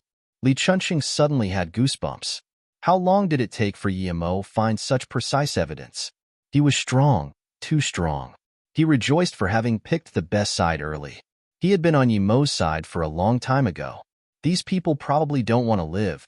How dare they offend Mo? If Mo was easy to defy, the Song family wouldn't have disappeared that fast. The Chiu family wouldn't have needed Xiu Zhongxin to go to the restaurant to apologize personally. Li Chunqing wanted to scream. It is your fault for being blind, Mayor Nyo. How dare you act against young Master Mo? Something wasn't right. Li Chunqing immediately remembered Mo's usual way of doing things. He killed them all. Why did he take the complicated approach this time? He had the power to end it quickly. Why did he collect all the evidence and make sure Xiu send it over? Li Chunqing was experienced in life, so he understood why. Mo was different from before. Firstly, he had a base in Flowing Snake and had a group of people working for him. His past behavior was no longer suitable. But this way, it made Li Chunqing happier. It was easier for him to do things according to the rules. The second reason was that Mo wanted to develop Luo Yu, and he needed to bring down the Yuan family overtly. If he secretly went to the Yuan family and massacred them, then although he would get his revenge, others would blame Luo Yu for it. The third reason was that he wanted him to help Shi Xiu. Thinking about this, Li Chunqing walked up to Shi Xiu and patted his shoulder. Shi Xiu, I'm a few years older than you and we're friends. Just call me brotherly from now on. Just looking at what you gave me today, If I didn't reorganize Hefeng completely, I would have lived for nothing. Li Chunxing spoke from his heart. Yimo had done 90% of the work. If he couldn't do the rest, he might as well die. Shirshio said, Brother Li, what do we do now? Li Chunxing said confidently, I will take away Mayor Nyo's power. We can't rely on Hefeng. I will call young Master Li. Since it's been cleared out, the martial police will be coming soon. I didn't expect Niuzhing Man to be this bold. After hearing Li Chunxing's report and knowing that Li Chunxing had evidence, Li Choyang immediately asked Li Chunxing to give his all. In return, he would give him complete support. What is it? Yu Miaodong picked up Luo Fei's call joyfully. CEO Yu, there are people from the government here who want to cancel our sales license, saying that we're selling fake medicine that harms its users. What do we do? Luo Fei sounded worried. Yu Miaodong immediately got up. These people were really shameless. Things hadn't even been investigated properly, and they had already come looking for trouble. It seemed that if they stayed low, people really would think Luo Yu was weak. If these people were already at Fei Yu, they would come to Luo Yu soon. What is it, Sister Yu? Ning Qingxue walked into the office and found Yu Miaodong with an angry face on the phone. She already knew that Yimo had the evidence. He had told her 1 hour ago. Since things were solved, why was Sister Yu still so angry? Yu Miaodong explained things to Ning Qingxue. Ning Qingxue frowned and took the phone. Yifei, arrange it so that we record their everything movement. Let them take what they want, but don't forget to capture the process. And, after they leave, immediately tell my dad to hold a press conference in Yu State. We will broadcast what happens live at Yu State. Yu Miaodong heard this and asked why. Ning Qingxue smiled and said, these people won't stop. Since they've gone all the way to Yu State, it means they will soon come to Flowing Snake. If they want to cause trouble, then let them do so. Sister Yu, quickly post a notice on our website. Say that there will be a press conference at Guilin. Say it's about the negative effects of the beauty pill, and that we will give customers all over the world a happy answer. Yu Miaodong heard this and clapped in agreement. Yes, we need to do it like this. If we just put it on our website, they'll think we're scared. But if we do this, well, President Yimad was worried. He hadn't said anything about holding a press conference. He had just told her to upload it to publicly when he called. Ning Qingxue said calmly, he's afraid of troubling us. I think he would do the same for sure, but it's better if we arrange it now, so it can be live. Just as Ning Qingxue and Yu Miaodong thought, if Luo Yu hadn't posted the notice, the government officials going to Flowing Snake wouldn't have stopped. No one knew if Luo Yu had support, so no one wanted to be the team facing them on this. With Luo Yu's official announcement of a press conference to explain things, they stopped their journey. They decided to investigate after that. This announcement shocked the world. Although there were some cases of side effects, there were only 4. Many people suspected that Luo Yu was being attacked. Luo Yu's rapid reaction made everyone happy. It had only been 36 hours. As soon as this was announced, almost all the journalists in the country knew what they had to do. Their first reaction was to go to Guilin. But there were only a few flights each day. Because of the desperation and constant negotiation of media entities, airlines made available extra flights to Guilin. Meanwhile, Yu Miaodong and the others had already taken a helicopter to Luo Yu's new building in Guilin.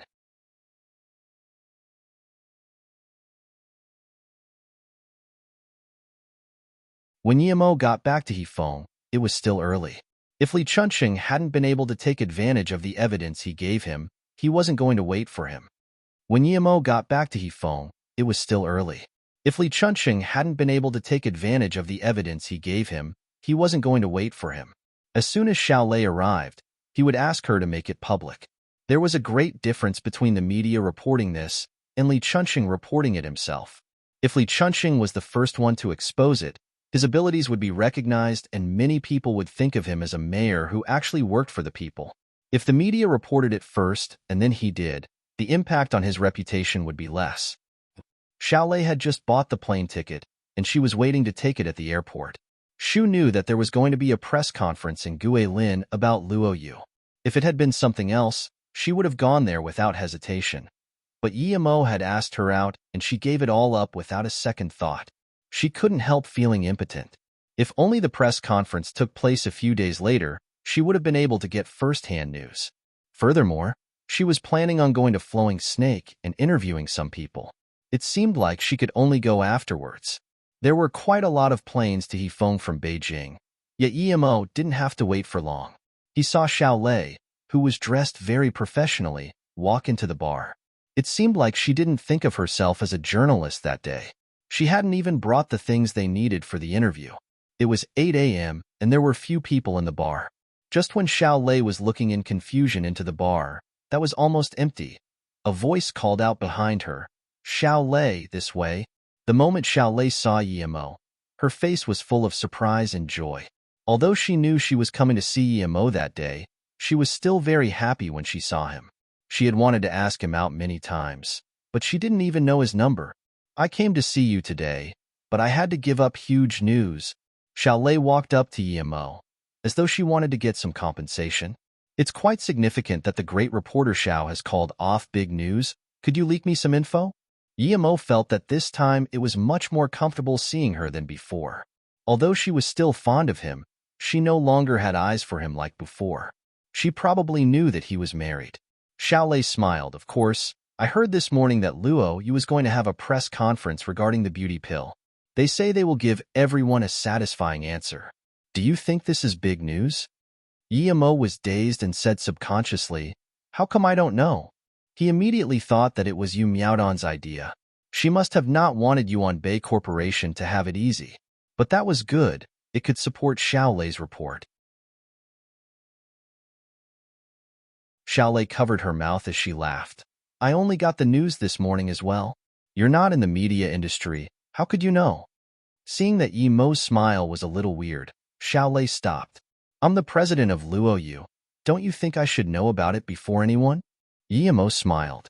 Xiao Lei rolled her eyes. "Nice joke. Tell me, what do you need from me today? You're my lifesaver." One word and I came from Beijing to Hefeng. What do you think? Aren't I reliable? Emo nodded. "Very reliable. But this isn't the place to talk. Let's get a room." "I will dash what? Get a room?" Xiao Lei's smile receded.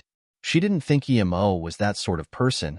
They weren't even close, and they were already going to get a room at the hotel together. Wasn't it a bit absurd? Even if she had a good impression of Emo, he was married. And even if he wasn't married, they couldn't do that so soon. Emo saw Xiao Lei's face and realized she had misunderstood him. He quickly said, "I don't mean that. I'm booking a room because some things can't be said in public. I told you I gathered some evidence, didn't I? I want you to help me spread it." Xiao Lei blushed. What was she thinking? It was too embarrassing. "You really have Mayor Nyo's dash?" Xiao Lei stopped subconsciously. She knew she couldn't say that in the middle of the street. Emo nodded and didn't talk. Xiao Lei felt that Emo was telling the truth. At least, she could tell he wasn't kidding. Are you really the president of Luo Yu?" Xiao Lei just remembered Emo's words, and her expression froze. Emo nodded. "Indeed, I'm the president of Luo Yu. Don't worry, it won't impede your job. The press conference at Luo Yu is also because of the same recording."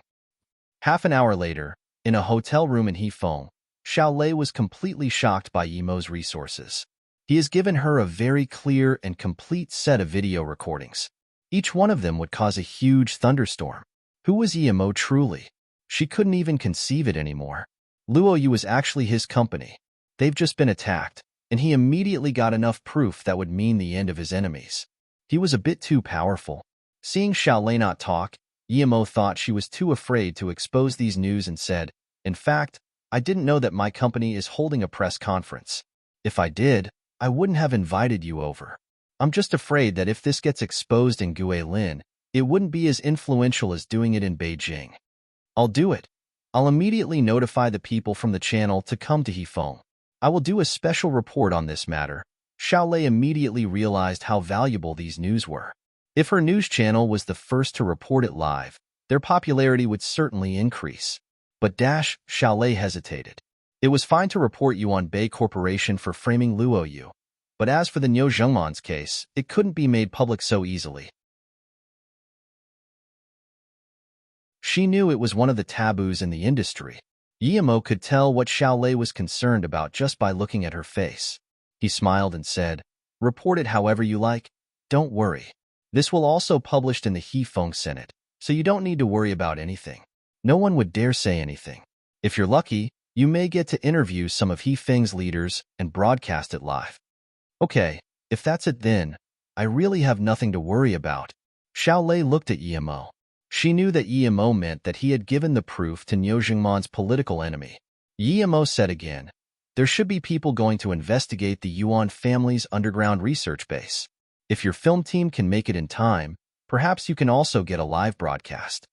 If Yuan Zhirong had known that these were the consequences of challenging Luo Yu, then perhaps he wouldn't have dared to, even if he had 100 lives. You're tuning into the Warrior Lore YouTube channel. Don't forget to subscribe and join us on this journey to catch the most captivating stories.